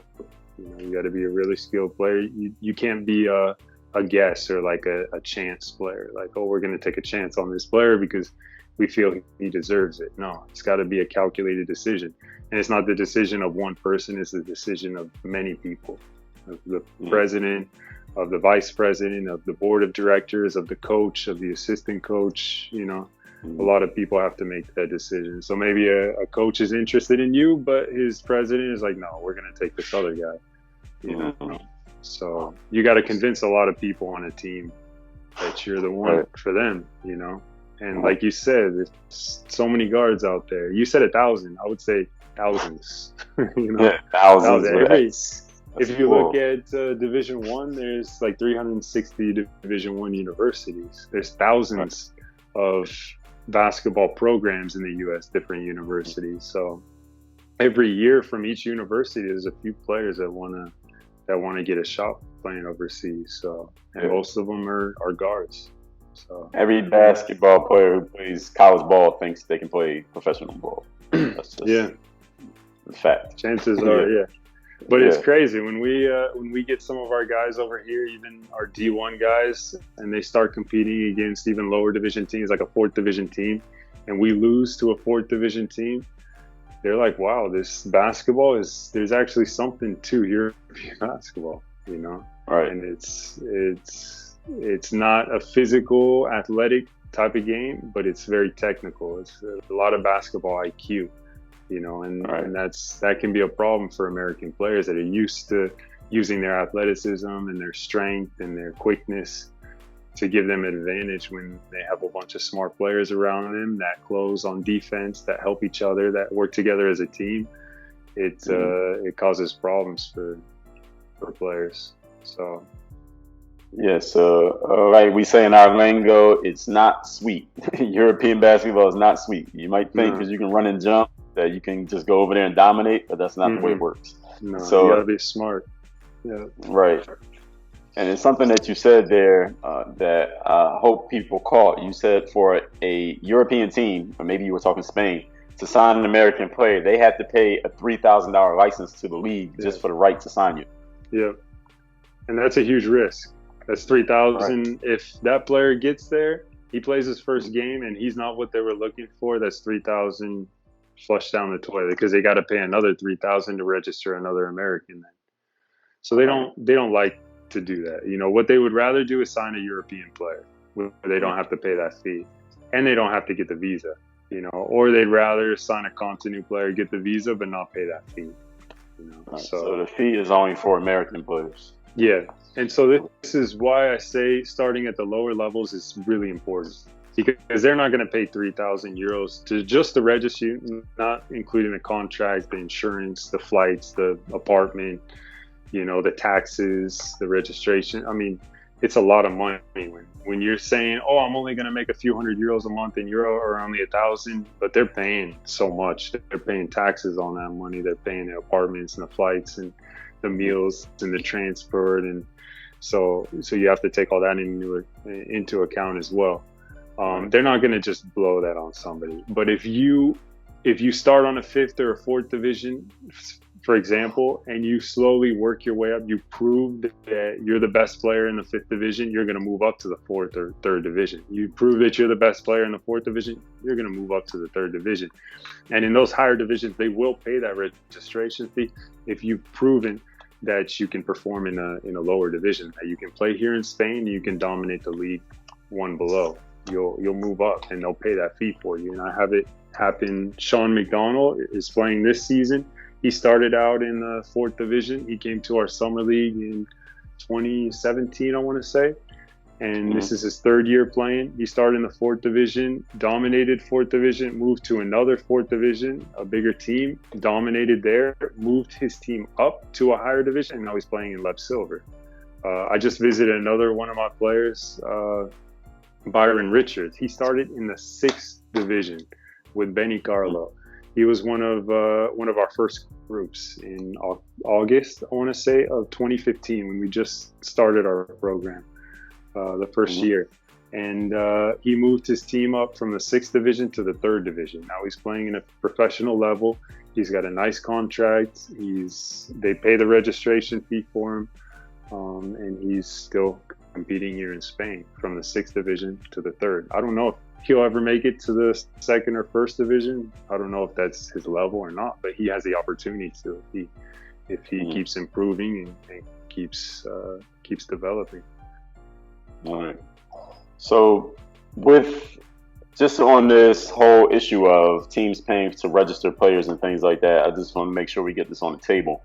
When a team wants to sign a player, does that player have to incur any personal expenses for that to happen? As far as does the player pay for the visa? Does the player pay for any licensing fees? Does the player take anything out of their pocket, or does the team cover all of that? Typically, they wouldn't. Typically, if a professional team is trying to register a player, they're not going to have to pay anything. If they do, maybe the team will pay them back. Yeah, I mean, if, for example, to get a visa here in Spain, a team wants to sign you. So say one of our players comes to our summer league, they get interest from a team, that player goes back home, and that team sends that player a contract. They're like, okay, go to your embassy and apply for a visa. Mm-hmm. Maybe it's just easier for the team to have that player pay for that visa on his own with that contract, and come back to Spain with that contract and that visa that was approved by the embassy, and then they pay him his first salary, or they give him money when he arrives. That's a possibility. But the amount of money that he's going to pay for that visa is very low, and that money that he pays for the visa is going to go to the embassy. It's not going to go to anybody else. He's not going to pay any money to the club. You know, he would take the money for the visa and pay directly to the Spanish embassy in Los Angeles or in DC, or, you know, and I don't know what a visa fee is, but it'd be like $78 or $100 tops, something. I'm looking at it right now, saying around 100-ish dollars. Yeah. It would be something like that, but that would only go to the Spanish embassy. So, so just to be clear on that, because players ask me about this, and I want to make sure I'm correct. So, if you did have to pay for a visa, you would not give the team the money for the visa. You would go to the U.S. embassy. You pay the government the money for the visa. Exactly. You never give money to a team. Yeah. Okay. And I know where you're going with that, because there's so many players that have made mistakes sending money to an agent or to a team for a visa. That's just not right. It's not an agent or a team that doesn't even exist. Yeah. And I receive, and I ask players to send me, if they get a contract, like, send me the contract. I'll take a look at it, and I'll be able to tell within a few seconds if it's legitimate or not. There's a lot of different things that you can see in a contract that just isn't real. And I've seen hundreds of fake contracts, hundreds of fake agents and people. So, you know, anybody that's watching this, if you get a contract and you're in doubt, feel free to send it to me by email, and I'll take a look at it and squash those doubts for you. Yeah, you can send it to Brad. Don't send it to me. He'll go take and he'll take a look at your contract. So, Brad, speaking of agents, is EuroProBasket, do you act as an agent? Is your organization an agent, or do you work with agents, or is it a hybrid of both? We're not an agency. We don't right now. We don't intend to be, and that gives us an advantage over agents, and it gives us a better connection with teams, because we don't charge teams to take our players, and that's a huge thing. That gives our players more of an advantage. You know, we're not selling that player to a team. An agent is selling players to teams. They're trying to get those teams to pay for their players, and they pay them directly for those players, and they may pay a monthly fee, you know, which is usually 10%. We don't do that with teams. So when a team calls us and asks for a player, they get it from us for free. We send that player. We say, hey, take this player on a try. If you like this player, you can sign him. If you don't, send him back to us, and we'll find another opportunity for him. But you don't have to pay us for that player. You pay whatever fee you were going to pay the agent, go ahead and give that to the player, you know. So potentially the player could end up making a little bit more. It's usually not a lot more, but they could potentially make a little bit more from the deal. And the team is going to be a lot more confident about taking our player, because they know we're not trying to make money off of it. We're just trying to help them, and we're trying to help the player. So Brad, what does EuroProBasket get out of it if you're not going to charge the team? I mean, I know the player pays you to come to your academy, but what do you get out of being the broker kind of that is connecting the players to the teams? We make more contacts. We make more contacts with team. We have more happy teams that contact us in the future. Those teams tell their friends, those coaches that receive our players tell their friends that are coaches. they contact us for more players. It just grows our network. Okay. It grows our network with players as well. Once one player goes to a team, they tell their friend, and their friend usually comes to our program to get the same deal, you know. Okay. And so that grows our client base as well. We get more players when more players go to teams. So that's what we get out of the pleasure of seeing another player go to a team too. I know how it felt. I know you know how it felt when you got that contract in the mail, or you got that call and you had to leave in 3 days.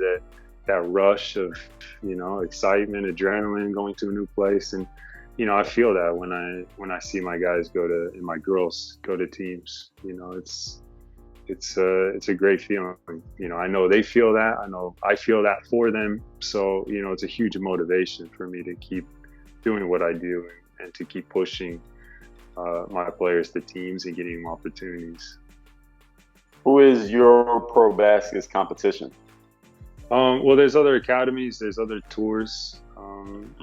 I believe mine is the best because I can stand for what we believe in and how we work and how we treat our players and the opportunities that we give them. You know, I don't want to talk bad about other academies or other programs. I know there's good academies in Europe and there's bad ones. There's academies that they pay for likes on Instagram, they pay for followers on Facebook, they pay for reviews on Google. You know, you can do anything to cover up what you really are, you know, and there's academies that do that here. We don't do that. Everything we have is honest. Everything that goes on our website is exactly how it is. You see the facilities we're in, you see the hotel we're in. If you pay for a program and you see something different, feel free to come and talk to me because that's not something we stand for. If you register for another academy or another program, who knows, you know. There's some that are completely honest and hardworking like we are, but there's also some that aren't, you know. Just like agents that try and make money from players, there's a lot of them out there that are good people, but there's a lot of them out there that are trying to make money off of people. So you just got to do your research. You got to really go in depth of what you're going to invest your money in, because there's a lot of people out there trying to just get it for nothing, you know. So, Brad, for just some general pointers for players who are from America but they have not been in Europe yet, haven't played ball in Europe, probably haven't watched too many games, what are some key on-court differences between playing basketball in the United States and playing basketball in Europe that players should understand before they get on the court and they're shocked seeing the differences? I mean, there's a lot of, for me, they're big differences just because I played in the U.S. I grew up there, and then I started playing and I played all over the world, and then I played here in Europe, and now my main focus is watching basketball and scouting players in Europe. One of the main things you realize is the rotation of players on the team. You know, on a lot of teams I played on, they would play all 12 players. Maybe, obviously, all 12 players are not going to get the same amount of playing time, but coaches are going to know how to play those players. And they may play 10 players or at least 8 players a good amount of minutes, and the last 2 to 4 players will get lower minutes, but everybody's playing. You know, they'll learn the coaches know how to use each player in each instance. You have to adapt to, as an American, you have to adapt to playing 4 minutes, 5 minutes, and then coming out. Playing 8 minutes and then coming out, and sharing your playing time with your teammates. You have to be used to playing only 20 minutes in a game. You know, that's common here. Some of the best players in Europe play 22, 25 minutes. You know, Luka Doncic wasn't playing 35, 40 minutes a game here. You know, he was playing 18, 16, 20 minutes a game. So you have to find the word efficiency comes to mind when I talk about this. You have to find ways to be efficient in how you score, in the passes that you make, the decisions you make, the way you defend. You have to be really efficient. And when you look at stats here in Europe, a lot of it's the efficiency rating. That's what teams, that's what players look at. That's what scouts look at as well. They're interested in how efficient that player is playing, not necessarily how much they score, because they can score a lot and don't worry, they score a lot and shoot a lot of baskets, but miss a lot of baskets. Right. Scored 20 points, but you're shooting 30% from the two. That's not a good efficiency. Right. So that's an important thing. Also being a team player, learning how to play with your teammates, learning when to take the shot and when to pass. This is something that's important. It's also important in college basketball as well. It can be important in the NBA as well, but you see it much more important here in Europe. There's no franchise players here as there is in the US. There are star players, but those star players know how to play with their teammates, and they make their teammates better. Not saying that they don't in the US in the NBA, but it's a little bit different here. It's a lot lower scoring. You're not going to see, like we're talking about, you get less minutes, you get less opportunities to score, so your stats are going to be much less. We're talking about Luka Doncic. He's a great example. He was averaging 12 points a game or 13 points a game in the top division here in Europe.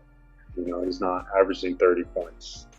So you have to get used to having your good games being 12, 10 points rather than 20, 30 point games. It's a very IQ oriented basketball. Players here aren't as athletic as they are in the US. I was going to say me, but I was never athletic. American players, they're athletic, they're strong, this is a big strength for us in the US is we get strong, athletic, tall, physical players. What they look for here is IQ, they don't have that strength, that athleticism, so they play a smart, technical type of basketball. So that's really important here. You can use your athleticism and your strength and add that to your IQ. That's what's going to make a good European American player, a successful player here in Europe. Somebody that can use all their strengths and also play a smart type of basketball. It's less physical, it's less athletic, so much more technical. And Americans, we use our hands a lot when we play defense, slapping, these type of motions when you're defending, arm barring and using your hands a lot to defense. That's not how it is here. And so a lot of times my players, when they first come, they get in foul trouble, and a lot of them foul out of their games. That happens in a lot of leagues here. The Americans get in foul trouble really quickly. So it's important to learn how to play good defense without using your hands. That's another big adjustment, especially for inside players. And good ball movement. They have good ball movement. They're efficient in how they play. They play a fast style of game, especially here in Spain. It's a lot of transition basketball where they run the court a lot. They look to play more offensive type of game. It really depends on what country you're in. In Serbia, you're going to have a more defensive, slower type of game where there's a lot of pressure on defense. They're really disciplined on defense, and that's the type of basketball they play there. So it's it just depends on the country that you go to. But these are the main differences I see. And Brad, could you angle your camera down a little bit? There's a little bit too much headspace above your head. Yes, to show up the frame a little bit better.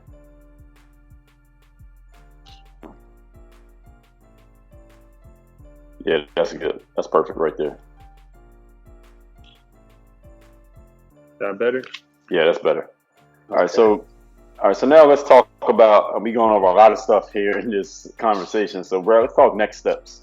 For players watching this right now and they like what they're hearing, they like what you're sharing here, what should a player do if they want to get involved with EuroProBasket as soon as possible? What's their next opportunity and what should they do today?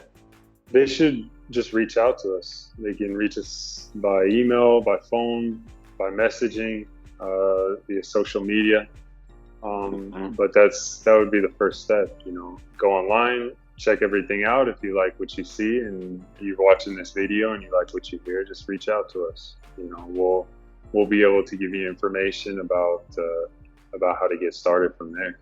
But really, it's just about getting on the website, registering, and picking a program in a time to come. We offer programs throughout the year.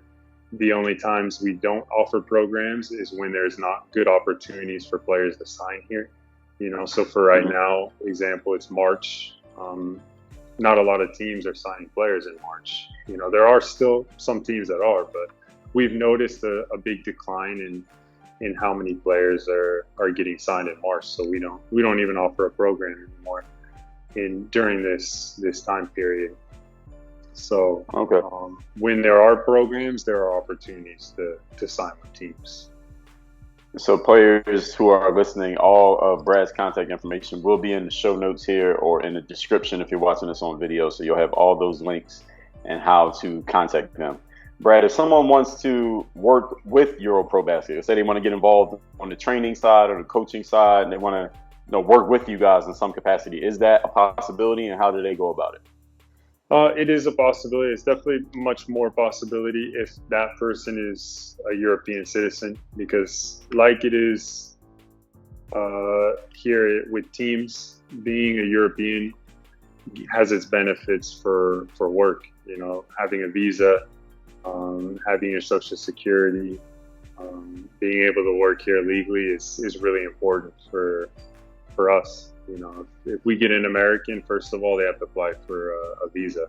We have to give them a contract, and they have to go to the embassy and apply. And for a work visa, sometimes it's a little more difficult if it's not for like a professional sports team. It could be time consuming. It could take months. So the first thing we're going to look at is that European passport, that citizenship. Also, experience coaching in Europe. That's an important thing for us. We're interested in coaches that have experience in Europe so that they can teach that style of basketball to the players that are trying to get signed. It doesn't do us much good to bring an NBA coach and they're teaching American NBA basketball to players that are trying to play here. Not that they're not going to learn how to play basketball from that coach, but they're not going to learn the type of basketball that they need to play to get a team here. So we typically look at signing European coaches. We do take interns, and we do accept interns to be in the program and to work with us during an internship time frame. Typically, that has to be done through a university program. Okay. So, Brad, you told us a lot here. I think I've asked you every question I could possibly ask. So is there anything else that players, parents, agents, coaches, anybody who's watching this, who's interested in overseas ball is listening to us right now, anything else that I have not asked or that you haven't touched on that you want to make sure people know? Yeah, a couple of things about the different levels of European basketball or overseas basketball in general. When we talked earlier, we talked about El Salvador and about the level of basketball. Not every country is considered equal when you're talking about overseas basketball. There's countries that have a huge history in basketball, like Spain, like Serbia, like France. These countries have a very high level of basketball. There's countries that are more new to basketball, like in South America. There's all kinds of leagues that are popping up in South America and Mexico and stuff. Yeah, it's basketball, and yeah, you can get paid from it. But just because you get paid there to play basketball does not mean that a team in Europe is going to pay you to play basketball. So you have to be picky about where you're going to play. And in my career, I made mistakes.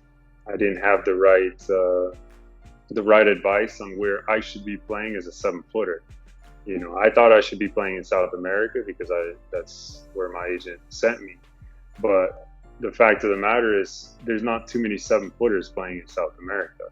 The 7-footers are playing in Europe, which is their style of basketball in Europe uses more 7-foot type of players, So I think my career would have been a little bit different if I started here and I played here, and then maybe moved out to another country. I use an example of a player that played in the 2nd division here in Spain. I was playing in Uruguay. I had a great contract in Uruguay. I made good money and I was playing well. This player that played 2 years in 2nd division here in Spain got an offer from a team in Uruguay and he signed, and he ended up making twice what I made just because he was playing in the 2nd division here in Spain. He was making double my salary. At the end of the season, I had more rebounds, more points, more blocks. In every aspect, my game was better than his. But because he came from Spain, because he came from a good basketball country, he ended up getting a much better offer than I did. So it's important to know that there's different levels, and starting your career in a poor basketball country or a lower level basketball country is much different than starting it in a higher division or a higher ranking basketball country. Okay. Also, a lot of guys are, I wouldn't say angry, but upset that teams here only look at Division I players. Teams here understand the different levels of basketball in the U.S., Division I being the highest, and they have a lot of options to sign players in Division I. There's a lot of Division I players that are available and that are looking for teams and will take next to nothing to play for a team. Mm-hmm. So that's interesting for teams, not only because they're playing for the highest division, but because somebody already did the filtering for them. They already did the background check on their family. They already did the research on their history. They've already talked to their previous coaches. They've already evaluated their skill level. And so they said, okay, this player is worth a $40,000 to $60,000 scholarship to bring to our program. So that right there does a lot of the homework for these European teams. That's a good point. And Division II is another level that has some filtering. Lower divisions is lower. Now I've had players in Division III and NAI that were much better players than D1 guys that I've had. But teams here don't see it like that. So no, they don't. Take, like you said before, take what you can get. If you can get an offer here to play, especially in Europe, and even if it's in a smaller country in Europe, if it's in a lower league, it's not much money. If it's something and it'll get you started, do it. Take it, because somebody else will. And it's important to know that. So don't be upset that teams are only taking D1. They're taking something that has already been filtered. When you come to our program, for example, we are the filters. So you don't have to come from a D1 school to go to a team through us, because we do the filter process for that team. We get you for 3 weeks to 6 weeks. We get to see your personality, how you work, how you are as a teammate, how you react to the coach, how you learn, and we can give all that information for a team. We can give that to the team, and they can feel confident about what they're signing, and that's really important for them. It gives, if you didn't have that D1 experience, that's not a problem for us. We'll do our best to make sure you get your opportunity. Also, something that I talk with all my players about is who are you hanging out with? Who's your circle of friends back home? Make sure that you're selecting the right guys, the right people to spend your time with. Whether it be guys that are professional athletes like yourself, or their future goals are to be a professional athlete. They're business owners, they're wealthy people, they're smart people, they're intelligent, they have good vision. Surround yourself by these people. You know, don't go messing around with guys that you grew up with smoking weed and drinking and partying. That's not going to get you anywhere. Try and find a group of people that's gonna help you succeed. You know, that has the same goals as you, and surround yourself by them and spend your time. You get to choose who you're going to hang out with, so choose wisely.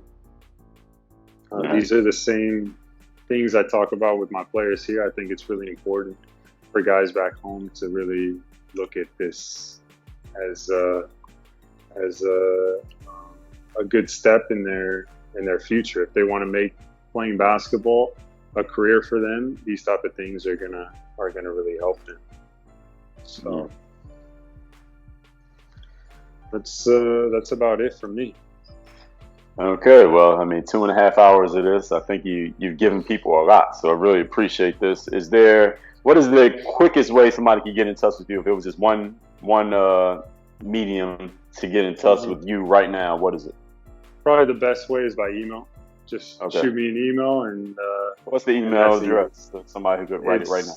Brad Canis, BradKanis at EuroProBasket.com.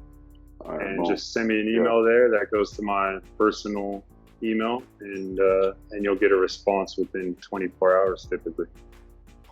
There you go. So, ladies and gentlemen, I've done what I can to get you all the information you need about playing basketball professionally, getting your career started overseas. You've heard from the players, you heard from the agents, you heard from the coaches. Now you're hearing from a guy who is running a professional basketball academy. And again, I'm not saying this just because you're here on camera, Brad, but when I was trying to get on, if this existed, I would figure out a way to get out to this event, because I know I can play. I know if I can get in front of some people who have the connections, which I didn't have, but I had the skills to connect my skills to the connections. This is something that I would invest in to go to myself, because this, again, instead of taking a hit or miss chance with these exposure camps, you never know what you're going to get. And trust me, I've been to 10 to 15 of these camps. I can tell you, you never know what you're going to get. To go to something like this where you have somebody running who's an American, who played overseas, who has the connections, who has seen hundreds of players come and go, this is something that I would invest in. But I'm not telling you that that's what you should do. I'm just telling you that's what I would do. So we have Brad Canis here right now. If any of you have a question, comment, concern, complaint, criticism about anything you heard from Brad and EuroProBasket, he just told you how to get in touch. All his contact information is down below in either the video description or the show notes to this episode right here. I've given you damn near 3 hours of this from this man. So Brad, once again, on behalf of the whole audience of the Work on Your Game show, I really appreciate you donating your time and your experience and sharing what you know with this audience here today, because you did not have to be doing this, but you did it. So I really appreciate that. And all the players who are going to be reaching out to Brad, make sure you show him, actually, even if you don't reach out and show him appreciation for coming on and doing this interview right here, because he did not have to be here doing this. He could have just kept doing what he was doing. They've been running this thing for years without being on this show. So he came here and donated. So I appreciate you again, Brad. Everyone who's listening to this, reach out to Brad on Instagram or send him an email. Tell him what you learned from this that was valuable. And Brad, thank you again for being on the Work Your Game show. You know, thank you for giving me your time, and for anybody that's listening to this, I really appreciate your time, and feel free to contact me for anything. I'm here. My life is basketball, is talking with players, is helping them get opportunities. Most of the players I talk to be honest, don't ever come to my program, you know, but I take the time to give them information and give them insight. And I'm doing this interview not only because I have a great relationship with Dre, but because I really believe in what he does and the information that he gives to these players to help you guys get accurate and helpful information about how to start your guys' career. Accurate information about what basketball is really like over here. I think it's the first step in starting your career is getting the right information. So thank you, Dre, for taking the time. And if you guys need anything in the future, you know how to get a hold of me. Absolutely. So any of you got questions about overseas, email Brad. All right. He'll respond to you. All right, you don't have to email me. You can read my stuff. But that's that, Brad. Once again, thank you. Everybody on the Work on Your Game show, y'all know what it is. Continue to work on your game. Even if you're not an athlete, you should have got a lot of insight from this right here, because that's the purpose of the show. You do not have to be an athlete. You don't have to play ball. You don't have to play sports. You can learn from the stuff that we talk about here. Work on your game. Dre all day.